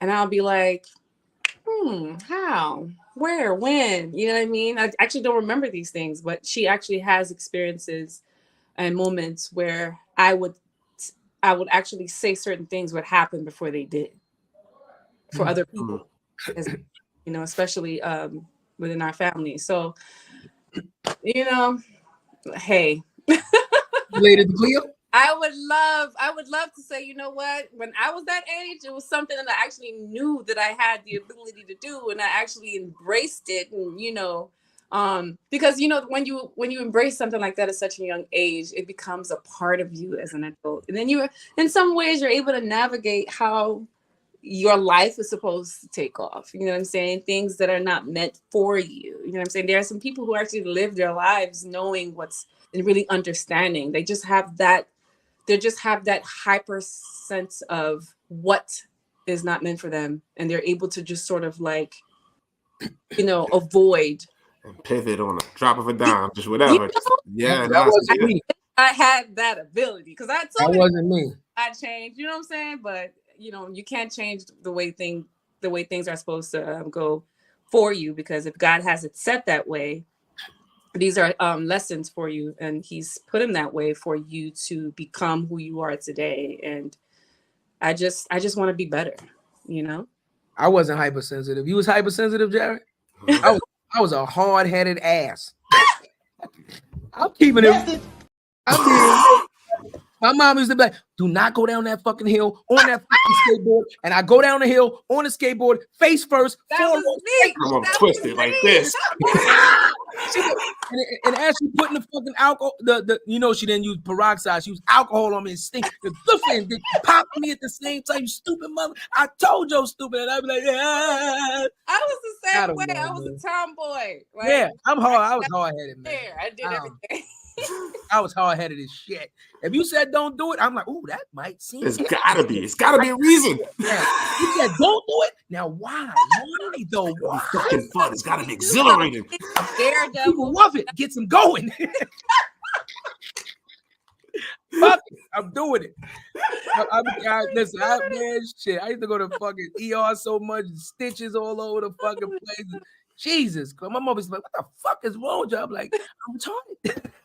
It's just, I don't know. I don't fucking know. I can't help myself. I gotta be laughing so hard, my side hurt right now. Let me make you laugh, Lola. We talk about like family, right? I was with my grandma. I love my grandma. My grandmama like my mama. Sometimes my mama, sometimes my mama a lot be like, "Go talk to your mother," because you know our relationship was so close that you know she's like my mom, right? She's like, go ask your mama then, you know, like that, right? So one time I was young and we were coming down this hill coming from shopping, and she was in front of me, and it was just the most beautiful rock that you just ever seen, just sitting in the middle of the sidewalk. Okay. And I'm walking, and this rock is just staring at me like, kick me. And I'm like, hey, you said pick me, not kick me. Yeah. So I kicked the rock and it rolled a couple times, and I kicked the rock again a little harder, and it rolled a couple times some more. And the third time it almost hit my grandmother in the ankle. So she turned around. My grandmother from the South. So she like, big mama, she gave me that look. Now, if that goddamn rock, right? Like that, if that goddamn rock hit my foot or my ankle, I'm gonna tear your ass up. Stop kicking that goddamn. I'm not gonna say it again. Yep. You kicked the rock. You know, I kicked that motherfucking rock. It hit on the motherfucking ankle. And she just turned around and said, okay, hard head, make a soft ass. And we got home and she played nice, made me dinner and shit, made me forget about it. Ran me a bath. I took a bath. And when I got out that motherfucking bathtub. What? She gave you a bath? She fed me. No, she fed me. No, crying face. Crying face. All fucking. She fucking fed me. She was talking to me nice. She made me forget that she said she gonna whip my. So I'm thinking, oh, she forgot about the. I'm gonna go in and get after this bed. I'm gonna get the fuck in the bed, go to sleep. This is gonna be the fastest go to sleep in history for a kid. I'm going to sleep in 3.2 seconds. She ain't gonna never know. She ain't gonna wake me up, beating me. I got out that tub. I went in that room before I could dry off. She said, What you thought I forgot? got my ass busted. Yo, Right you got anything? Why the fuck we used to try Grandma that shit? grandma Why the fucked fuck me up. niggas used to try to go to sleep? Right? That's Nigga ain't never go to sleep at 7. Motherfucker try to go nigga, quick, like this snoring, nigga. Wake your ass right up. I ain't gonna lie to you. If I could, I'd have threw a prayer on it right now. Lord Jesus, I'm about to go to sleep, just in case she was watching me, because you know she Baptist, she Christian too. Lord Jesus, I love you. Thank you for the day. Thank you for, I'm about to go to sleep. Thank you for letting me go to sleep. That shit ain't work. She tore my ass up. She said, I told you to hit that fucking rock. It just, I don't know what it was. I was crazy. Don't you appreciate that shit too? You be like, yo, all the shit I had to go through today, and I gotta deal with your shit. I'm on. You little motherfucker. Fuck me up. And that's crazy. We not even like that. We got it way worse. But I'm saying, right? Look, the funny shit about it is, even though I got my ass whooping, I didn't like it in the moment. It really taught me a valuable lesson about respect and just how you should treat your elders. And you know what I mean? Like, it's still a lesson that I learned behind it, and I didn't resent my grandma. I knew I fucked up. I knew I fucked up. I still was. What kid doesn't know when you're about to whip their ass that they fucked up, but they still don't want to get an ass whooping? They're like, yeah, I know I fucked up, but please, I learned already. I promise I won't do it again. How, they always say, oh, don't beat your kids, don't beat your kids. But sometimes those experiences really teach. It's a teaching moment for children in that age, especially when it comes to, one, of course, respect, but then how to show remorse. You know what I'm saying? Because in that situation, you can't tell me you didn't at some point say, you know what, Grandma, I'm sorry, and actually show that you actually feel bad for what you had done. Well, not in that moment. I was screaming, I'm sorry, every time the belt hit me. Lord, Hail Mary, Jesus. Of course, I was sorry every time that belt hit my ass. I was the most sorriest kid you ever seen. Yo, you better believe it. You better believe it. But I apologize. Besides the fact that you didn't apologize. I apologized the next day, but it instilled in me a discipline of truly understanding what it was to be parent first and friend second. And I actually live my life by that, right? Like, I got 2 boys. I do too. Yes. And let me tell you something. One of my oldest is upstairs right now. My oldest is upstairs. He's 22. He'll come down and tell you right now, I'm daddy first. I'm daddy first and friend second. There is no negotiation. This is what I said do, and this is what I expected done, and that's it. And he didn't get a lot of whoopings. I think his first whooping was 7. I think I cried afterwards. I had to beat him. Oh my God, I had to beat him. He was 7. But he kept pissing me off. It was a week straight. He kept doing shit, and I kept, nigga, you got one more time. You got one. And the one more time just was too many one more times. And had to tear him up. But it really, as men, as young men, I can appreciate the verbal lesson and the physical, because it gave me the balance. And I think as young men, you have to have both. You have to have both. Absolutely. You have to have both. Too much talking and you stop respecting what that person says because you don't fear the consequences. But belt the ass. You look at things differently. Yep. So again, what do we talk about? I looked at my grandmother, as we all did. Jared looked at his parents from a child's point of view to a parent. We looked at things through a different lens. Jared is now a parent himself. The lessons that he now relates to are completely different because he's a parent now. And guess what he's going through? The same shit that we put our parents through, he going through, and I'm going through, right? Because we both got teenage boys, right? His oldest is the same age as my youngest. They both 15, 16. They're both 15, right? It's the cycle, right? And we be calling each other you know what this little motherfucker just did? Little guy, kick his ass. Whoop his ass, see bass. His ass for my siblings all day, every day. Me and my siblings, my sister's kids, my brother's kids. That's what's all we do.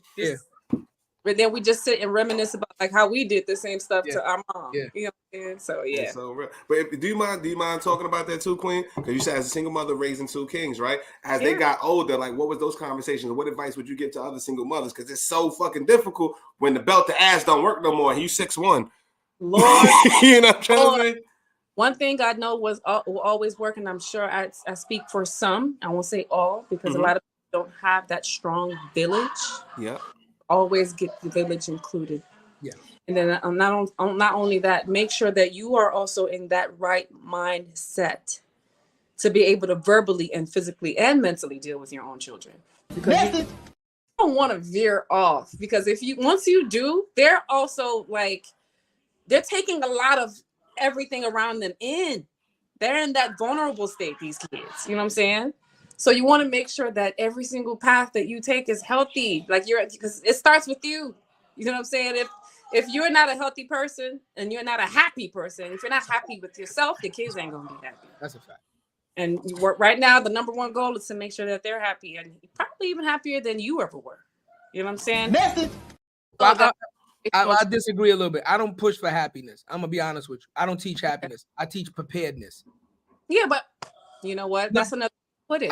I'm just saying, well, because it's different, right? Man, you got to find happiness within yourself, right? That starts with right, being prepared. Yes. Right, being prepared, right. I just teach preparedness because I just teach my boys plain and simple. Let me explain something to you. I'm not gonna sugarcoat you because life ain't gonna sugarcoat you. What I'm doing is I'm gonna get you ready to step into this adult world and be the best that you can be, and then you're gonna take these lessons that I taught you, and then it's all on you. You gotta find inner happiness within yourself. I can't give you inner happiness. I hear you. Right, but it's different between men and women. See, we're guys, you know what I mean? So our voice reflects different than a woman, right? We act that we're less emotional than women. So, you know, boys deal with men differently. The collective, you know, I have all these big brothers in my life. Exactly, right. Their dad just wasn't in the picture. Yeah. You know, so yes, I totally agree with what you're saying. And I still work out. So my son, boy, you know what it is over here. My boys look at me like, you know, they be looking at me like, yo, dad, you ain't got it. Then I'm like, well, come over here and let's wrestle. Let's try. And I twist them up. And they be like, okay, no problem. Like, okay. I love it. Just know I twist you up. Fold your motherfucking. Mad son was my son is 5'11". How is 6'4". How tall is me? Is he 6 feet already? Yeah, like 5'11". He about 6 feet. Same size than him, CJ. Saying they taller than me. Both of them taller than me. I'm only 5. It's 6'4". He's actually taller than his dad and what my dad was combined. 6'4". He might need to talk. He might need to sit down. Yeah. he might need to sit down. When I got taller than my mama, I ain't gonna lie, Lola. When I got taller than my mama, I was about like 12. I want to say 12. Okay. And I did, you know, stupid shit. And she's like, I'm about to beat you. And I was like, yo, come here, let me talk to you for a second. Yo, I'm beating stop today. And she's like, what? I'm like, listen, man. You know, she's smaller than me now, so I kind of hugged her and put her head on my chest, like, yeah, you know, yeah, you can put me on punishment, but all that ass, yeah, that shit stops today. She tried to swing on me, and I just grabbed the belt, like, you know, yeah, like, I'm just not gonna let you hit me. I ain't gonna disrespect, but yeah, the beating stopped today because, you know, I'm just too big for that now. I'm saying, you know what? You are good because I wish it was that easy for me. Yeah. The last time I got a whooping, I was 15, and it wasn't a whooping; it was a slap across my face, African style. Oh, my dad was not playing with me when he got mad. He got mad, you know, and my mom hated it, but you know, those times it was different.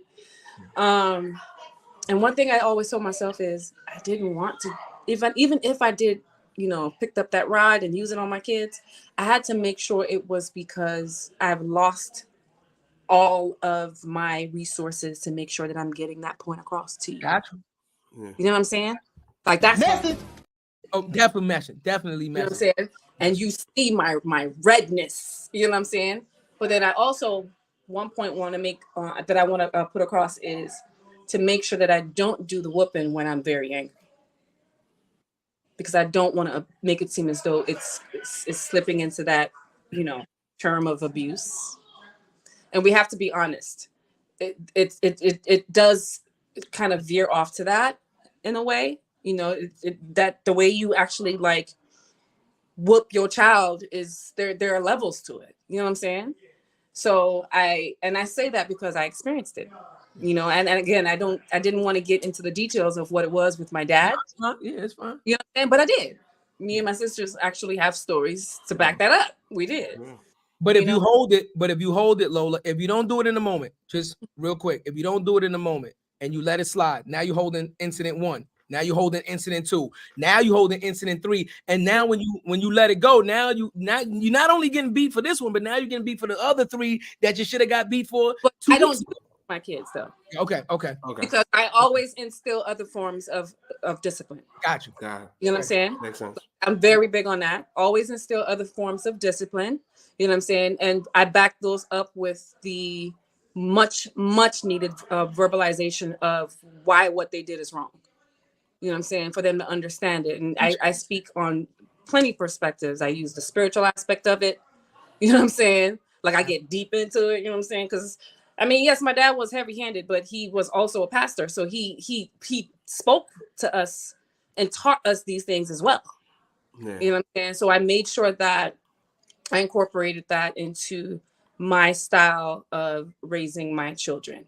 You know what I'm saying? That's dope. I love it. Super dope. I love it. It's a balance. It is a balance. It is. That's all it is. Balance. I ain't gonna love this conversation. Yeah, we went a lot of, you know what I'm saying? We covered a lot of fucking bases. And that's one thing I will say too, Lola, and this is like what we try to do. This like we try to get to know the person.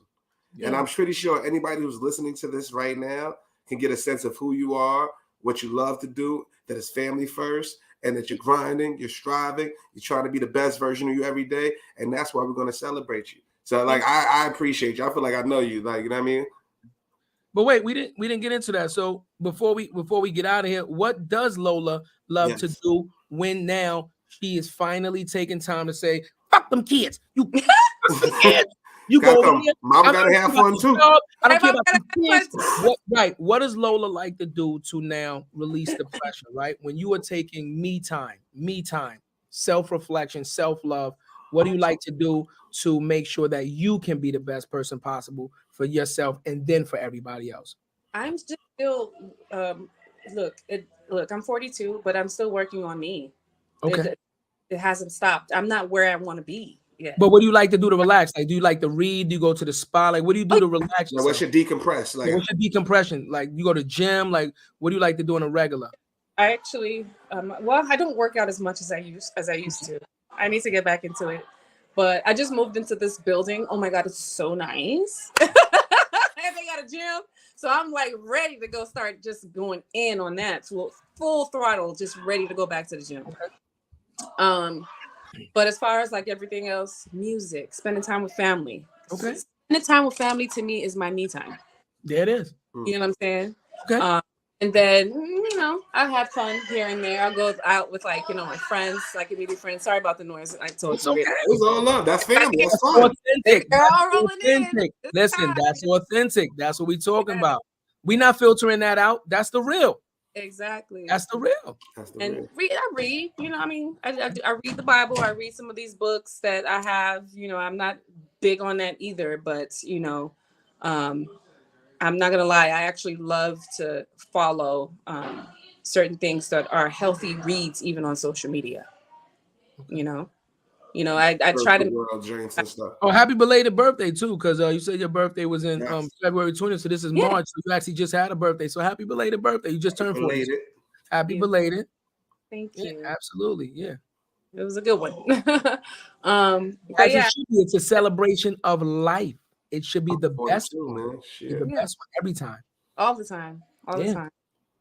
Yeah. And you in Calabasas. Celebrate my birthday. I hate that shit. You in Calabasas. It better be a celebration out there. So you in California? Calabasas? So I'm not in Calabasas anymore. And I'll tell you why it still says Calabasas. And that's because I have not done any updates on my bios and all that stuff. Like, again, I kind of just left it, put it in the back burner or whatever. But I was living in Calabasas, but then I moved to Santa Clarita. So that's where I am. Santa what? That's what Santa Clarita. Santa Clarita? Santa Clarita. Clarita. That's where fucking Day and his uncle live. That's where Friday. That's the house. That's the neighborhood. That's when his father bought the house out when he hit the lotto. Wait! You live across the street from Baby Joker? Baby Joker. No more locked doors. It drives me crazy. Huh? Was it next Friday or Friday after the next? It was the second one, the Friday after the next. Yeah, Next Friday. So they was in Santa Clarita. It That's sounded what I like it. I don't know. Close I to it. didn't know that. It's got to We feel don't like know it. either. It was. Hey, listen, Coach it Lola. sounds good. Let's run with it. First of all, y'all need to know where she at anyway, motherfuckers. That's a fact. You know. Oh, Hey, my- listen. Just know, no more locked doors. It No drives more. me no crazy. more locked doors. Yeah, it drives me crazy. What? No, I love it. I love it. Yes, I didn't like love. Cali. I used to live in Cali. I hated it, but I love the fact that you love it. You know what I mean? I lived out there for 2 years, almost 3 years. Something like that. It's just okay, It's not coming from New York. It's right? It's really. yeah, I love Chicago. Like that will always be my number one. You know, but but Cali warm. Chicago cold as shit. California, listen, culture shock. And tell me if I want you to tell me right now. We're gonna experience this together. My first Christmas in California, I walked out in boxer shorts and my wife beat it was 85 fucking degrees. Merry Christmas. They saying Merry Christmas. I'm like, it's 85. She said it gets cold on Christmas now. Not when I was out there. I don't know. Little snowflakes and stuff. It's cold, like cold. Oh, really? Yes. Oh, nah, not when I was out there. I don't. Well, you know, global warming. Like a mug. But thank God, look, see, you got out of Chicago before the crack hit. I got out of Cali before the snow hit. That makes sense. Hey, it's a win-win situation. That's how I look at it. Win-win situation. Win-win for me. Fuck, I'm gonna be in Cali if it snows. I'll bring my ass back to New York for that shit. What the fuck are we talking about? I love it. God, man. So, I know we coming up on time. So a couple of things that we like to do, Lola. Number one, we like to welcome you to the More Than the Title family. Thank you. Family. I don't know how many shows that you've watched, but we have developed quite an extensive network. I did. I saw one. Okay, that's fine. Better than zero. John Graham. Okay, better than zero, right? Shout out to Brother Graham. That was one of my favorites, yo. Right. So we've had officially 100 previous episodes. Okay, 100 previous episodes. So you now have access to 100 other Black and brown people that anybody that you've ever, if you go back and look at the shows or you look at the flyers, anybody that you think you want to meet or your interests might align to, we will be happy to make that connection because we are building the village over here. That is what this platform is for, right? We are building the village, we're building the community, and we gladly offer it to you now. You are a part of the community. Okay, welcome to the community. And this community is just based on not being a gatekeeper and sharing and giving of yourself to help not only us get to a better place, but also set the stage so that we can create generational wealth for ourselves and for others, right? So that's number one. Yeah. Number two, if you don't mind, if you could put your number in the private chat, what we do with all our guests and the way we make this happen is we create a private chat between me, you, and Jared, right? So we'll communicate that way. If you want to meet somebody, whatever, we'll communicate. And we're extending the invite to you if you're ever in New York. That's a fact. If you're ever in New York, and again, you've only seen one, so I would recommend go look at the other ones now, because now we up to about what, 6 now? 6 people. Episode 102 or 103. No, but so we started inviting guests. Like if you're ever in New York, let us know. Let's hang out in person. Yeah. So if you think you had a great time, and I'm gonna say you had a great time here, right? But if you think you had a great time with us virtually, meeting us in person, that's what the walkthrough was. So we had a guest come through. He's from San Diego. He said he wanted to see the hood. We brought him right to the block. And saw everything. Went to Brooklyn Chop House. We had a great time. We had Veronique James and her family come out. Oh, somebody! It's just like 3 people from Cali. This is what we do. Two. AD's from Dolph. Dolph. And Mike Barron came from Veronique is in Arizona. Arizona, right. Yeah, so we got a lot of, and I just to tie up the story too. She said she saw the John Graham episode. I saw you like the clips from John Graham, and that's when I reached out to you. See that? No, I saw it straight up. Saw you like the clips. Said, okay, who are you? I didn't know if I should bring that up. I was like, let me just see if y'all will bring that up. But yeah, why not? Keep it real. That's real. Why not? That's where it all stemmed from. But yes, it was an amazing clip. Like I just love. He's so intelligent. I love. Brother real. Yeah, my entire family. He's like a family friend. Yeah, so like I So said, if you ever in New York, if you ever in New York and you want to meet us in person, and/or we're starting to do like a lot of in-person events. Like we have a big event coming up next month at LinkedIn headquarters that we're throwing, and we're starting to do a lot of in-person events. So if you ever want to come to an event or anything like that, we'll extend that invite to you. Let us know when you're in town, and we can link up. But I'm telling you now, if you think you was laughing now, you're gonna have to wear like a waist trainer or something. Because us in person, I'm telling you right now, I need to breathe. What you mean? you gonna look, bring a bunch of these box of Kleenex, because I'm telling you, right, you're gonna be on the floor. We gonna have you. We go crazy. This is why we started this shit. We so crazy in real life that we have to just push fucking record. That's a fact. That's a fact, though. That's a fact, though, man. So, but you already know, man. Shout out to you, Lola. It's always love. Shout out to everybody, because I know we got mad listeners on the Instagram, the YouTube, Facebook community, all of y'all, LinkedIn, man. We love y'all straight up and down. Tomorrow, we got Judy Jackson, head of DEI at WPP, one of the largest agencies in the United States or in the world. And she makes sure for all the black employees that work there have an inclusive workspace, have all the resources they need to be successful. And she runs that entire program globally, y'all. Judy Jackson. And Friday, we got our mamas. Mama! Hold on. Judy Jackson. Mama! You miss... Come on, we can't miss one, bro. We can't miss one. We got Danny coming on. See now, because we're pre-recording, I'm going to catch you. This is supposed to be Wednesday's episode. So now you're talking about yesterday's episode. Okay, listen. Audio listeners, I tried to fucking anybody listening, I'm drinking Grand Marnier. I'm sorry, this Wednesday's episode. We pre-recorded on Sunday, y'all. Now that you know, it's Sunday. We're working hard. I'm sorry, son. It's a Sunday. You understand what I'm saying? I'm sorry, son. I made a mistake. It's all good. I'm trying to. I'm sorry. We got our mamas coming on too. I'm sorry. That's how I was going forward. Mama love. Mama. But mama. I made a mistake. That's all love, nigga. Ladies and gentlemen, I'm sorry. We do what we do on our platform. But Lola, do me a favor. Let the people know, because I guarantee you're going to have a bunch of people that want to get in contact with you also, right? Let the people know where they can find you if they want to get in contact with you and learn more about you. Okay. Well, the only platform that I know I usually am in response to people would be Instagram, which is my handle. What is it? Lola Savage, but with 2 V's. So just Lola Savage with 2 V's. So is that one word? Yeah, one word. So my handle is actually Lola and then SAVVAGE. Okay, yeah. Lola SAVD. Yeah, AGE. First of all, she's the second Lola that pops up. On Lola Brooks, she got 1.4, but you rated 230. You right there. You're the only thing that pops up. It ain't pop up for me. Oh shit! Well, his algorithm's off. I don't know. His algorithm. I'm already following you. I think Lola SAVD. I tried. Yeah, I was big. Oh, VV. Oh, VV. VVS's. VV. Okay, I see it. She got the pretty picture up with the freckles. Oh, God. She got the straight with the freckles. Bad boy this and bad boy that. No, not bad boy. We might have to call her. Was that Set It Off?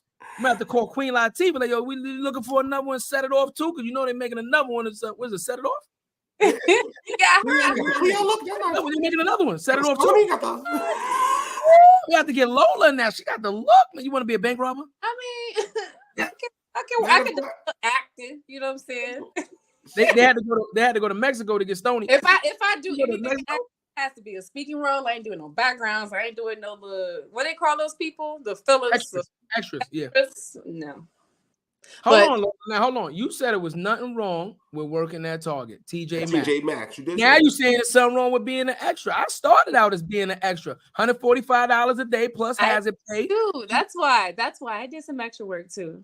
I was an extra on quite stuff. So it's good money.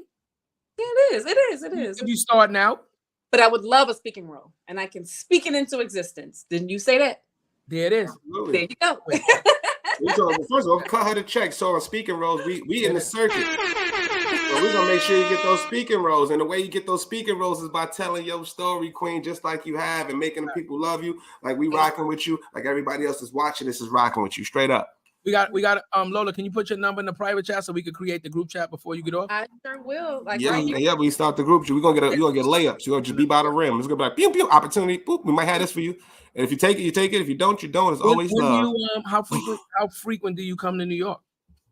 I actually used to go to New York a lot because when I was in the R&B group, that's where we used to go. We used to go to the studio out there called SIR Studios to do these performances a lot. Okay. The last time I was in New York, though, I think like 2013, 2012. I've been 11 years. Oh, you overdue. Overdue. I am overdue. I am. City didn't change. Done changed a lot. The Shit. city don't even look like the city you remember. No, it doesn't. I'm pretty sure it doesn't. Yes, I definitely need to go out there, and it's always a vibe. Always a vibe every time I go. So I'm due for another one for real. It shall be, especially come summertime. Sometimes you already know summertime in the city. We outside all summer. Me and my brother outside. More than the title, we'll be outside. Well, don't let him lie to you. We outside. Period. Summer, winter, spring, fall. We out. We don't know how to stay in the house. Might be outside again. God, true. Matter of fact, we got 2 events coming up this week. Damn right, we do Tuesday and Thursday. That's why we got to pre-record. That's a fact. We got 2 events this week coming up. Yeah, absolutely. Yeah, shout out to Doug Melville, his B-Day. Where we got to pull up. Yeah, shout out to Doug Melville again. One of the guys that came on the show, a friend of the show, gonna be with us. Next month. His birthday is coming up, and we're gonna go and support him and show it. We see Lola. Here's the thing, right? You can't ask for the help if you're not willing to give the help. You can't ask for the support if you're not willing to give the support, right? So we show up, right? Birthdays, conferences, meet and greets. Listen, we've shown up for a lot of events that are just like an hour and a half, but we show up because we're showing you that you came on the show, you supported us, we're gonna support you. It's more than that. We ain't doing it for no handouts, no relate. Nothing. We just want to be. If you a real person, we want to rock with you. Build the relationship. Whatever happens. Yes, that's what it's about. So listen, I appreciate you coming on your first podcast. How was it? We need feedback. We're gonna clip it up. Get ready. Hold on. I need my horns. I need my ninth period. Ninth period. We ended it off. It was. Wait. Should I put on my movie? What's the movie preview voice? Lola. In a world where podcast. In a world where you have came on your first podcast, how would you rate your experience? We need Morgan Freeman AI. That's what we need, a Morgan Freeman. Morgan Freeman AI. We need a Morgan Freeman clip. Pretty sure it exists. But no, I actually enjoyed it. I really appreciate. I can definitely say this. I appreciate that it was y'all, because y'all didn't only how you say it? What is it? The cherry? What was that? Was that line again? The cherry? Which way we going? Pop the cherry. There you go. There you go. Uh-oh. That gets a whole. Let's go. And I'm gonna make you more comfortable while you're talking about it. Go ahead. Let me just give you this little background. These platforms would be just like on attack mode. We're not attack. We can't celebrate. Other platforms. That's what I said. We can't celebrate if we're in attack mode. You can't celebrate if you're attacking. You cannot celebrate. Right. I mean, I'm not even saying I was expecting that from y'all. No. I'm just saying, for me, it was just always that mindset, which is why I never actually felt interested. Yeah. To say the least. So, but I'm glad I said yes to it. Thank you so much for having me. It was fun. First of many. Yes.